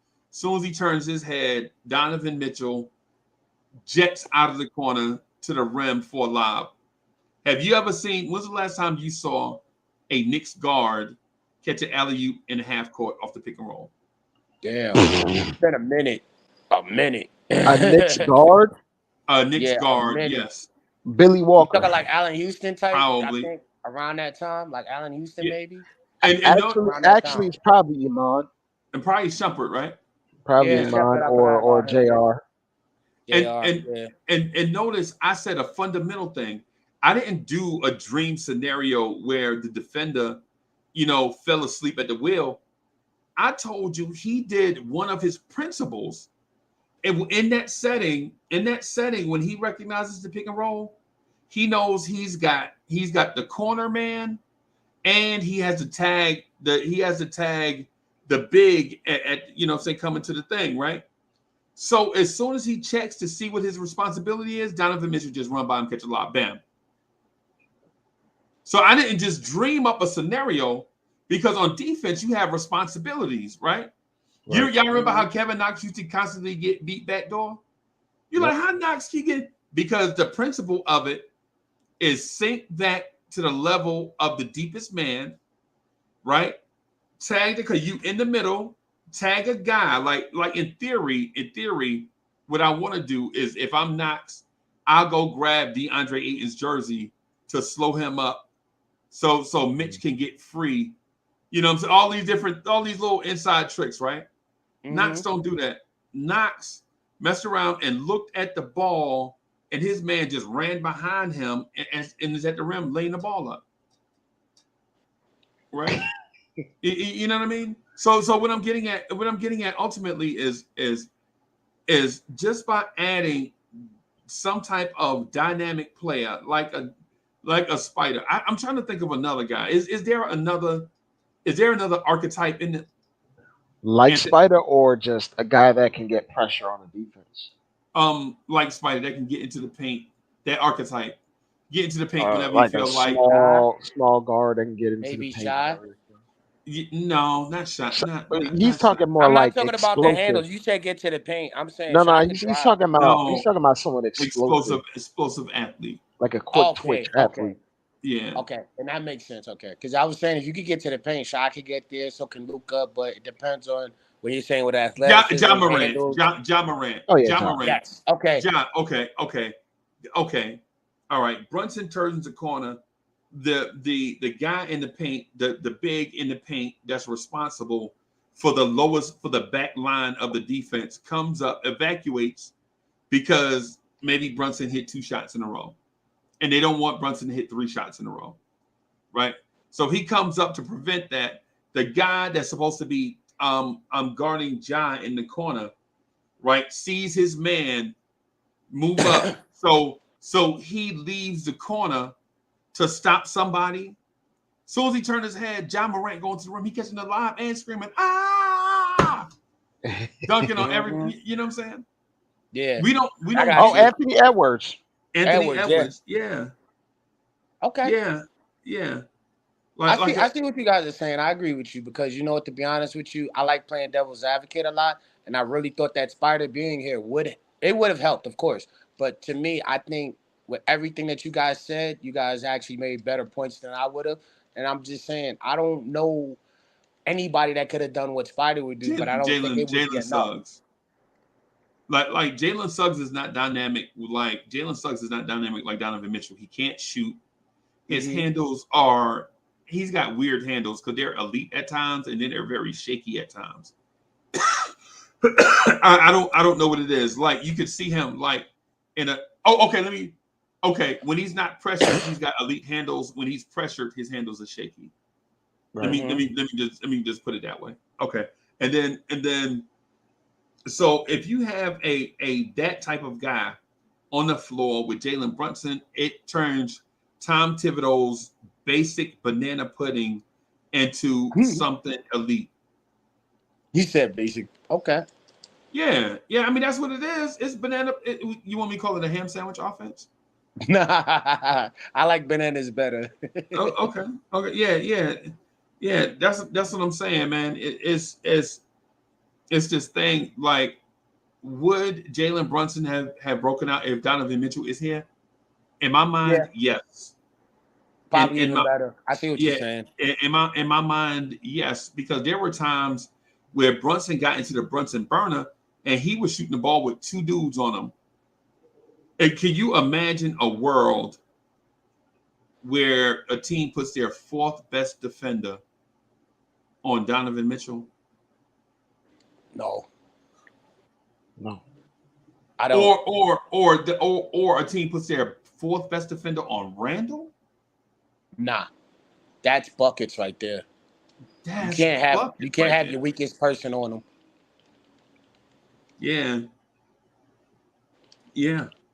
And it's We just, matter of fact, it sounds kind of crazy after the fact, but if we would have pulled off the Jaden Ivey move, yes, and got Brunson, yes, that's the guy that you put around Brunson, because it just makes Brunson's job, like in terms of just being a weapon that can score at will, easier.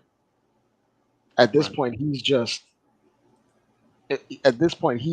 navigating the offense and picking his spots within being the focal point of defenses like loading up on him.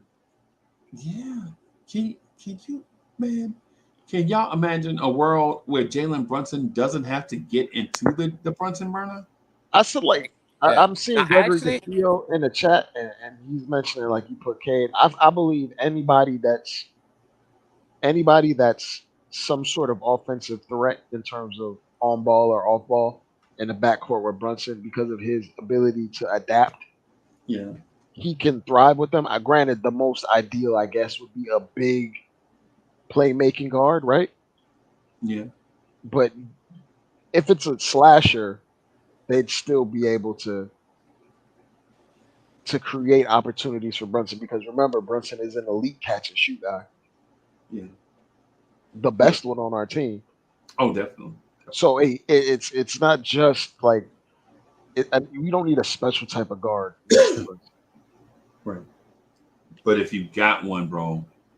No, when I mean not special, but you don't need a specific archetype. Okay. But I feel like anything that's effective can thrive next to Brunson. It's just it'll work in different ways. Like a slasher like Donovan Mitchell would draw teams like best perimeter point of attack guy, right? Right. but a big playmaking wing would probably operate out the post and hit Brunson in the corner for three. It would be, and then Brunson would probably attack closeouts in a different manner, more Yeah. methodical. Yeah.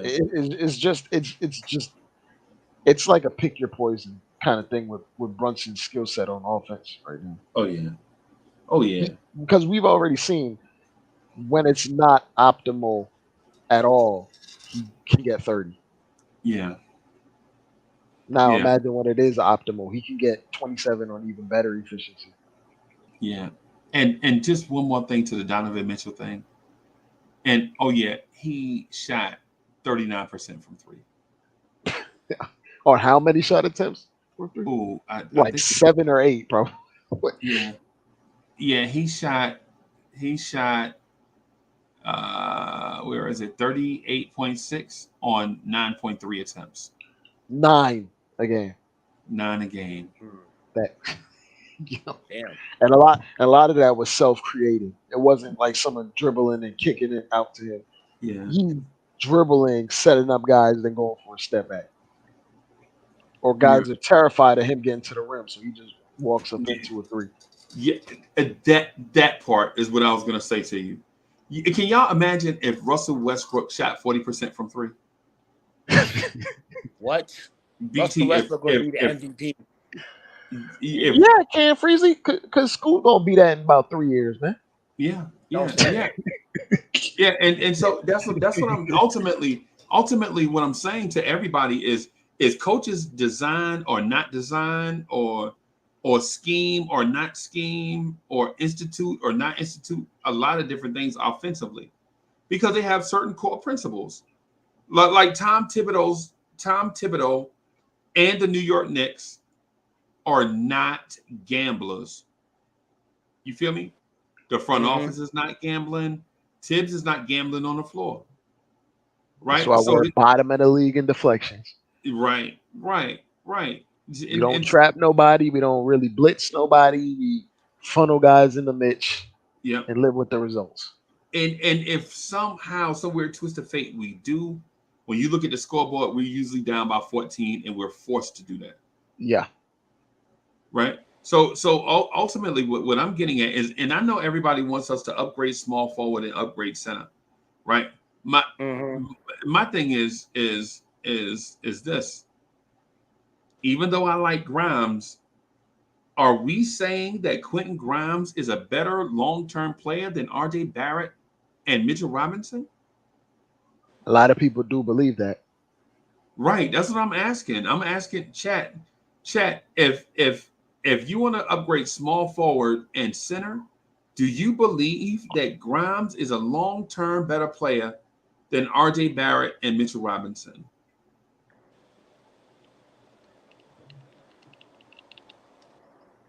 To me, it's a fascinating question. It is. Right? Because here's the thing. What have you seen to make you think that? Has Quentin Grimes... He hasn't really grabbed the bull by the horns. Even though he hasn't really been put in a position to do those things, he still has to do it. It's both. You have to meet him halfway. Yeah. Has Grimes broken an NBA record like Mitchell Robinson? Has Grimes scored 20 points a game in a season like RJ Barrett? I'm wondering. Just asking.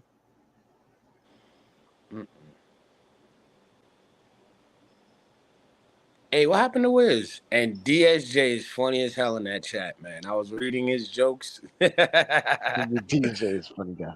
Yeah, he was like, I fired myself from GM with the draft. He don't take nothing serious. Nothing. Nah, I like him. But yeah, you right. Hey, what happened to Wiz though? I thought Wiz was gonna jump back in. Wiz? I'm soaking in the knowledge, man. You guys are popping. Oh, thank you. Here, man. Okay. Where's Wiz? Wiz is in LA. Is he medicated? Yeah. I'll be right. Yeah, But- man. Every time I was gonna make a point, you guys bought you made a point for me, Dre. And I was like, oh man, he just took my It's all my good, brother. points. It's all good, brother. Let's go to the chat. I agree with Miguel P. Upgrade wherever you can. Like we can't be averse to saying, "Oh, this guy plays this position." If it's a better player, then give me the better player. So how big an upgrade would you do? What if you can upgrade Mitch, Randall, RJ, and Grimes? Would you do that if you can? Hey, And let of me put course, this. but of course, if it brought me closer to a title, but I don't know how realistic it is to flip 4 different spots at the same Let's take a time. look. Or are you just saying And a let's take a look specific at one? no. Let's take a look at it. Let's take a look at the possibility. Um, let's say KP. Okay. KP comes back. Let's say we do KP with a Randall IQ switch. I mean Wait. Randall IQ, right? Wait, Randall and Randall IQ for for Porzingis? KP. For the Oh, yeah. that's you paying too much. Exactly. We drafted him. I don't. I mean, I Let's don't say I know. mean, let's from a let's basketball standpoint, KP is Mitch probably and the perfect center you want next to Randall. Okay, so Mitch and From it, IQ then. Sorry, Mitch, I Mitch actually and heard someone say he would be better in Golden State, and I actually agree with that. Like KP in Golden State, I agree with that. it depends what they ask of him, but they I mean a lot of teams can use this floor spacing center. Hmm. But so then, yeah, I would like if there was like if Jaren Jackson by any chance was on the market, that would be the perfect center. But he's gonna Mhm. be out there for a minute. He's not going nowhere. They yep. love him out there. So. So okay, so how about Mitch and IQ? Is that too much? Mitch and IQ for Kristaps? Yeah. Yeah, that's nah. I think that's I too don't. much. I don't. Yeah, it might be too much. I don't know, but it might be that might be too much. What up, Freezy? Okay. KP and we get a number 8. Mitch KP and then IQ. number 8 pick for Mitch and IQ. I would do that. I Yep. can deal with that. I can do that. Okay. I don't know if they would do that though. No, they ain't gonna do Yeah, that. because that eighth pick, But yeah, that'll help us out too with KP, and yeah, that would help us out a lot. I can do that. we give them back their protected for next year. Remember, KP got got the ability to actually opt out and then do a sign and trade at the team he wants if he wants to them a favor. You could do both. You could do either of anything. You could do opt out and just go pure, right, free agent, or you could opt out, sign and trade for maybe a longer term with better contract, maybe less money. So let's say 4 years, 120 or 110 or something. That's reasonable. So people don't just get a 36 mil. Or you could just simply, just keep his contract and say 1 more year, and try to get his 36 mil and hope for a contract next year if he can get it. So if he has a kind of clout, he has a clout where he can say, "Here's my deal. I will only go to the Knicks and I'll do a sign and trade for a 4 year player option force or team option force for That's what 20." he's looking to do, right? Because he's gonna opt. Right. KP can opt out, but from what I was reading earlier today, he's going to. It looks like he's going to opt in and try to be a straight up free agent the following year Right. and But try Oh, to but cash out. but if he can get to the Knicks and they want to give him a 4 year, third and third year, he may want to do that and guarantee a 4 years guarantee rather than have 1 year guarantee and then injury is done, right? Because I mean, Yeah, for that would be a huge gamble on himself. exactly. So he's not Aaron Judge, he's so, I so mean, Aaron Judge is injury prone too, so and yeah, exactly. With a good chance that he made it, made it. the one year he doesn't get injured, he breaks the record. So they had to Exactly. pay him. Exactly. Every other year he's hurt. Right. Hmm. So if Washington knows they're gonna lose him, then then we have the ability, and he does, of making that deal done, and they may be like, you know what? Hey, somebody, Wiz, you got something clapping? You moving your mic? I'm just I was asking. moving. Yeah, I was moving a little bit. Yeah, I was Okay, trying to yeah. fix myself. Okay. You Okay. sound clear now. Yeah. So the deal is they take it or leave it. They take it, lose him for nothing, or they take Mitch and IQ Right. and try to use it, But and you we said the draft pick though. and flip the draft picks.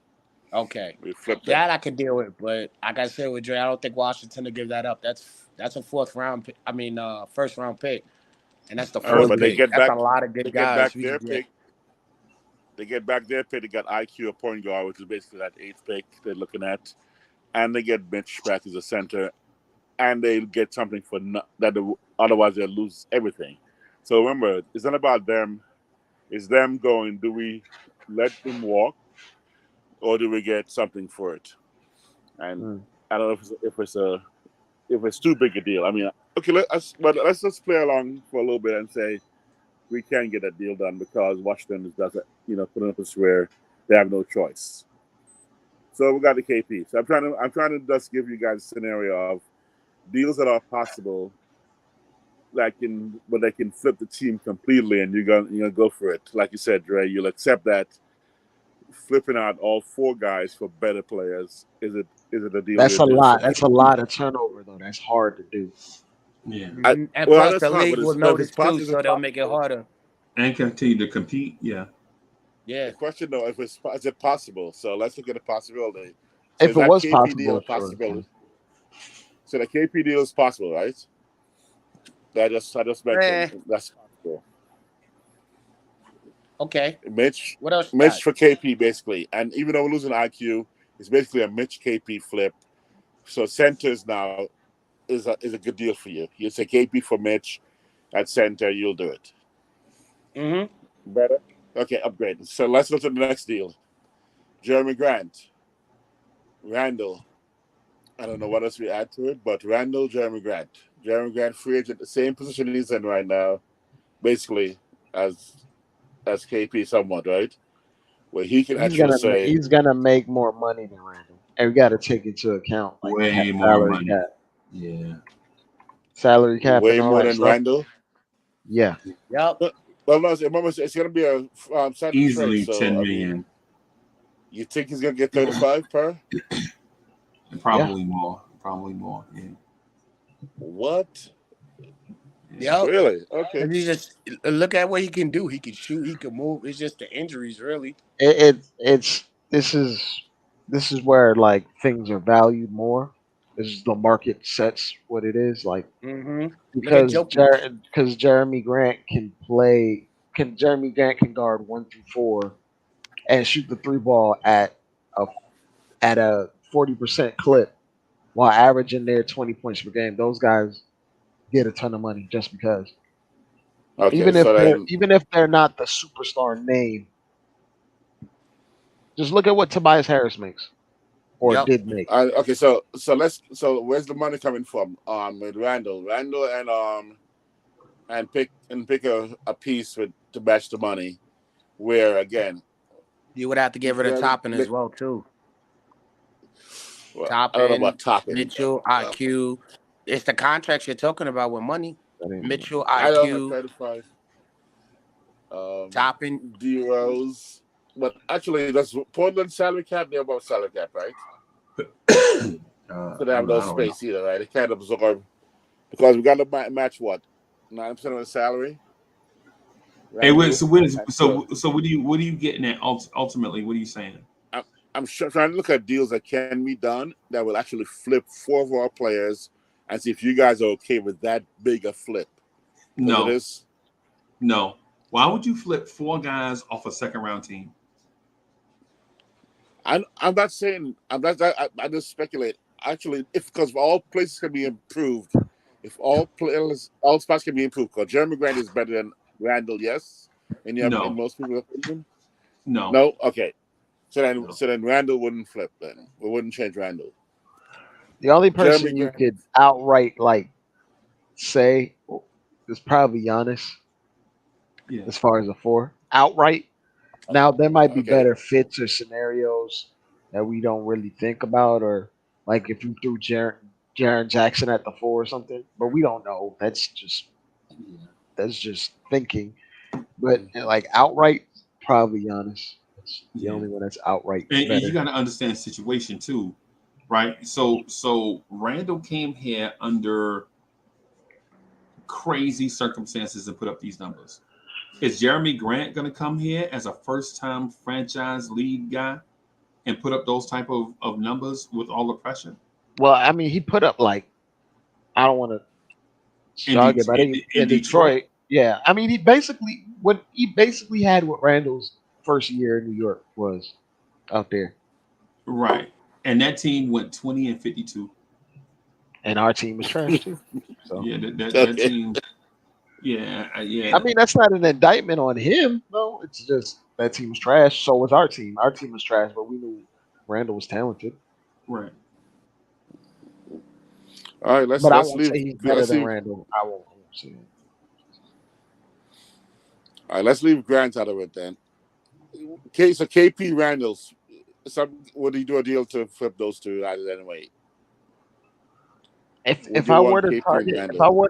if I were to target KP, I would put him with Randall Okay. because that would mean centers are not under the paint and he can just have at it in the paint in the lane Right. attacking teams. Because ultimately, the problem with Randall is, or his best year in terms of efficiency, it was when he was at the 5 and guys were spacing around him. Mm-hmm. If he had that type of spacing, he probably would maul teams in the paint because no one can really guard him one on one. To Right. be absolutely honest, unless you're an All NBA defender, which is kind of what Bam did, but also Bam had a ton of help because he had Mitch in the paint, so their teams were helping off and all Yeah. that. So it's one of those things where if you try to take the modern approach in terms of roster construction, a Mm-hmm. KP type next to Randall would just make Randall be that much better or more efficient, in my opinion. Right. Because here's my concern about the Knicks right now. Although I would keep the team as it is, but I would still still comfortable flipping guys out. I think Randall, RJ, and Brunson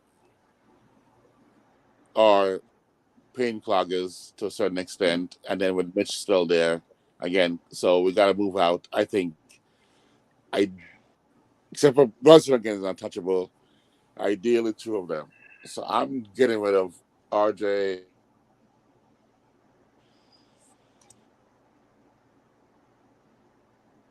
Any combination of those two, of two of those three, I'm actually not uncomfortable getting rid of. And I would even go to the extreme of making a deal where Brunson, KP you gets trading Brunson?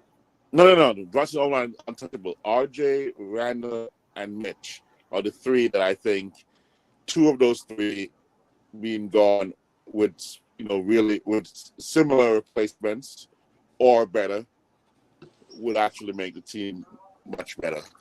Because then Brunson can operate in the paint and Randall or Joshua one is left to operate in the paint.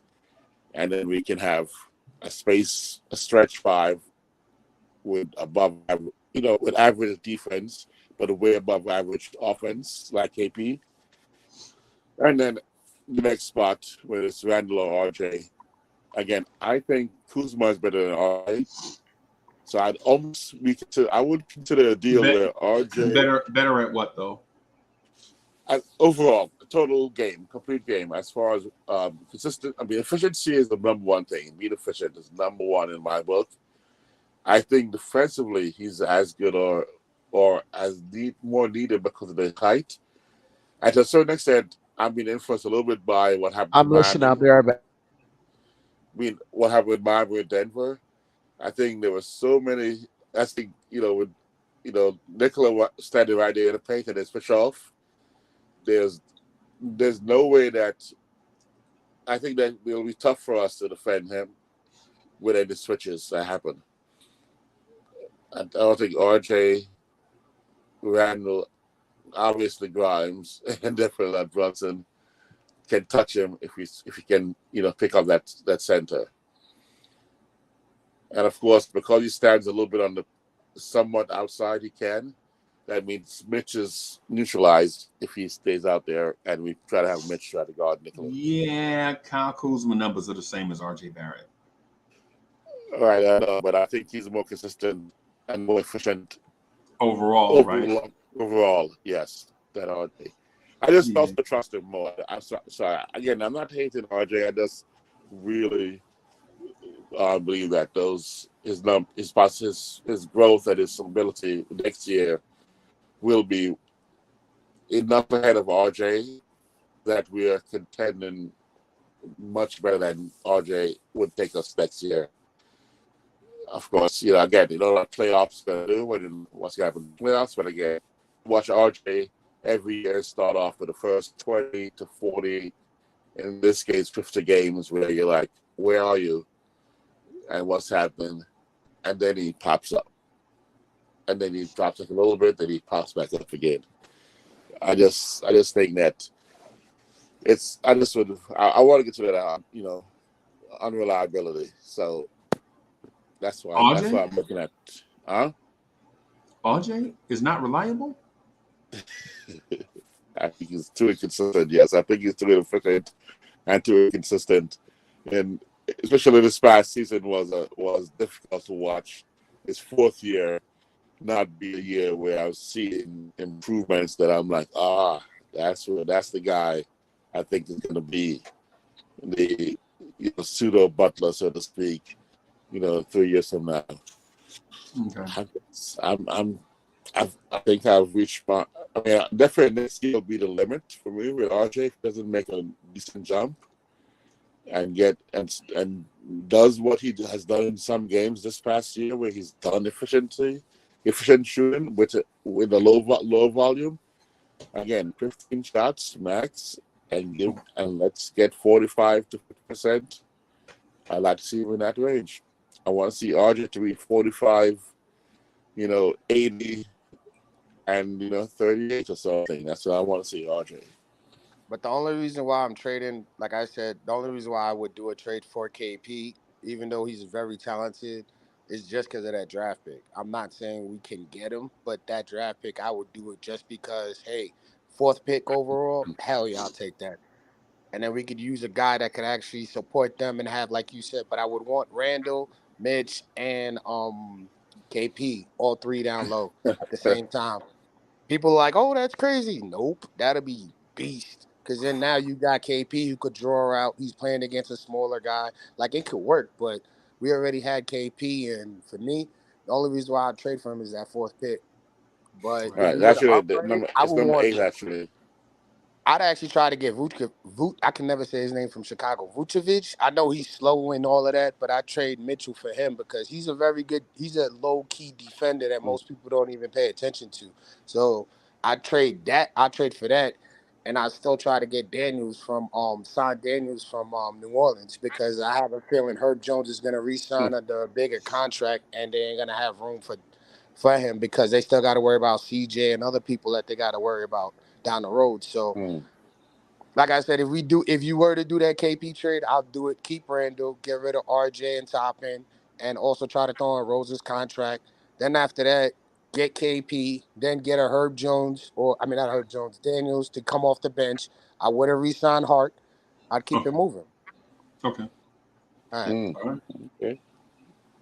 All right. Cool. I'll just throw out the. Of course, Yeah, I you know playing devil's advocate. We know what you're doing right. with. You're just playing devil's advocate. I got you. I tried that earlier, but got shut down by true Knicks fans. I know what you mean. Yeah. What I would say, man, is I don't know if you really need to turn over the entire roster. I'm gonna just say, relax, bro. Relax. Yeah. Relax, yeah. Brooklyn. Relax, bro. Rome wasn't built in a night. I was not. I would actually. I'm fearful of that as well. I'm not that daring to turn over the entire roster. I was just looking at it's something that you guys are how do you feel about the possibility, and would that even exist in anyone's minds and thoughts? I was going to turn over that again, not entire, but three of those, those key pieces, and maybe even with including IQ. That's an entire, but it's a big enough portion that makes you guys go, "What the heck? We were a second round, and now you got this coming in." Right. I mean, I don't know, man. I am that Darren, but at the same time, I'm more Warren Buffett than a cryptocurrency trader. Right. I'm more of that old school. I'm more old school where I'm like, yeah, IBM, Coke, give me the solid blue chips. Yeah. Steady as we go. He still uses floppy disks. Yeah. So Justo11 says Golden State won a late first round for Kaminga. Why not try for it? He ain't got no first rounds. Yeah. Talk about what? Yeah. But we can't I trade don't for know. one. Again. Yeah. I heard Rui's on the market. If that's true, why wouldn't we go after him? His offense would also help us down low. Right. And he got a little bit of D too. I would like Rui with us. If we're gonna get somebody like Kaminga, I'd rather get Rui because he's young and he's hungry. Okay. What you think, Dre? You've been quiet. He stepped away. Just for a moment. Oh, okay. Kaminga. Oh man. Jeez. And then Kaminga, where would he? Again, I always look at without trades. I always got to who's he forced out of the rotation? RJ. I know. Oh, jeez, I know. Oh man. Yeah. Why y'all hate RJ, man? I don't hate RJ. You don't want to send RJ out of the rotation. No. I'm entertaining the thought. I don't. I'm not dug in right now. It's the summertime, bro. I ain't dug in on nobody. But Kaminga, RJ off the bench and a nice 25 mil number 3 pick, sitting there going, okay, I'll wait my turn. I've had a nice 4-year run of 80 games season. Right. Started, and now I'm okay with sitting here for a little bit. Rest my legs. He's 23 now. Is probably real tired right now. Just turned 23 yesterday. From your point of view, so right now for me, because I'm 23, man. My 4 years in the league, I'm tired. I'm okay with coming off the bench. What are you thinking right now? Oh no, it's not Kaminga for RJ. Jeez. Yeah, man. I'm in a different mindset, man. I'm chilling. Mm-hmm. Just hold your hand. Know when to fold them, know when to hold them. Just hold them. Yeah, it's the off season, man. Yeah, but part of my thing is I think our bench still needs more offense, more secure, confident offensive players. Okay. So right now, IQ as is nice. IQ does, he did some stuff, right. But other than him, and even him, I'm not confident that our bench is going to come in and light it up when needed. Okay. So I wouldn't mind having, again, if it's RJ or even Grimes going to the bench to help that offense, I wouldn't mind one of those guys going there. So again, Kaminga coming in, RJ goes to the bench. Of course, then who is he bump on the bench besides your boy Josh Frizzly? Who? Who does?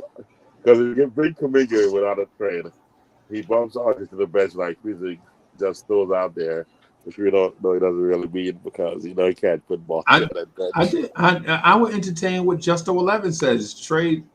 Entertain a trade for Obi. Use that to go get Kaminga. Why not? Mm-hmm. Obi and IQ. Yeah. Because to be honest with you, I like IQ a lot, but We could use. I'd rather keep Grimes than IQ at this point and RJ, and then go ahead and get rid of Toppin because of that money that we're gonna owe him next year. It'll free up some cap space, and we'll have like probably like a good 11. Because what is he 6, and then we got 5 on the books. Probably like excuse me, probably be like 12 mil. We'll have free up in cap space, and we could go out and get a free agent. But honestly, I just think we don't need to do anything and just wait because the only trade we really need to do is for a draft pick, and that's with Toppin and IQ, and try to get some type of draft pick for them, at least a second rounder or something. But I think we should just wait. All this stuff that we have, we're a second round team, and to be honest with you, I just think our little inefficiencies because like we just got Hart, we just got like basically a brand new team this year with Brunson. Right. I think we just need to run it back.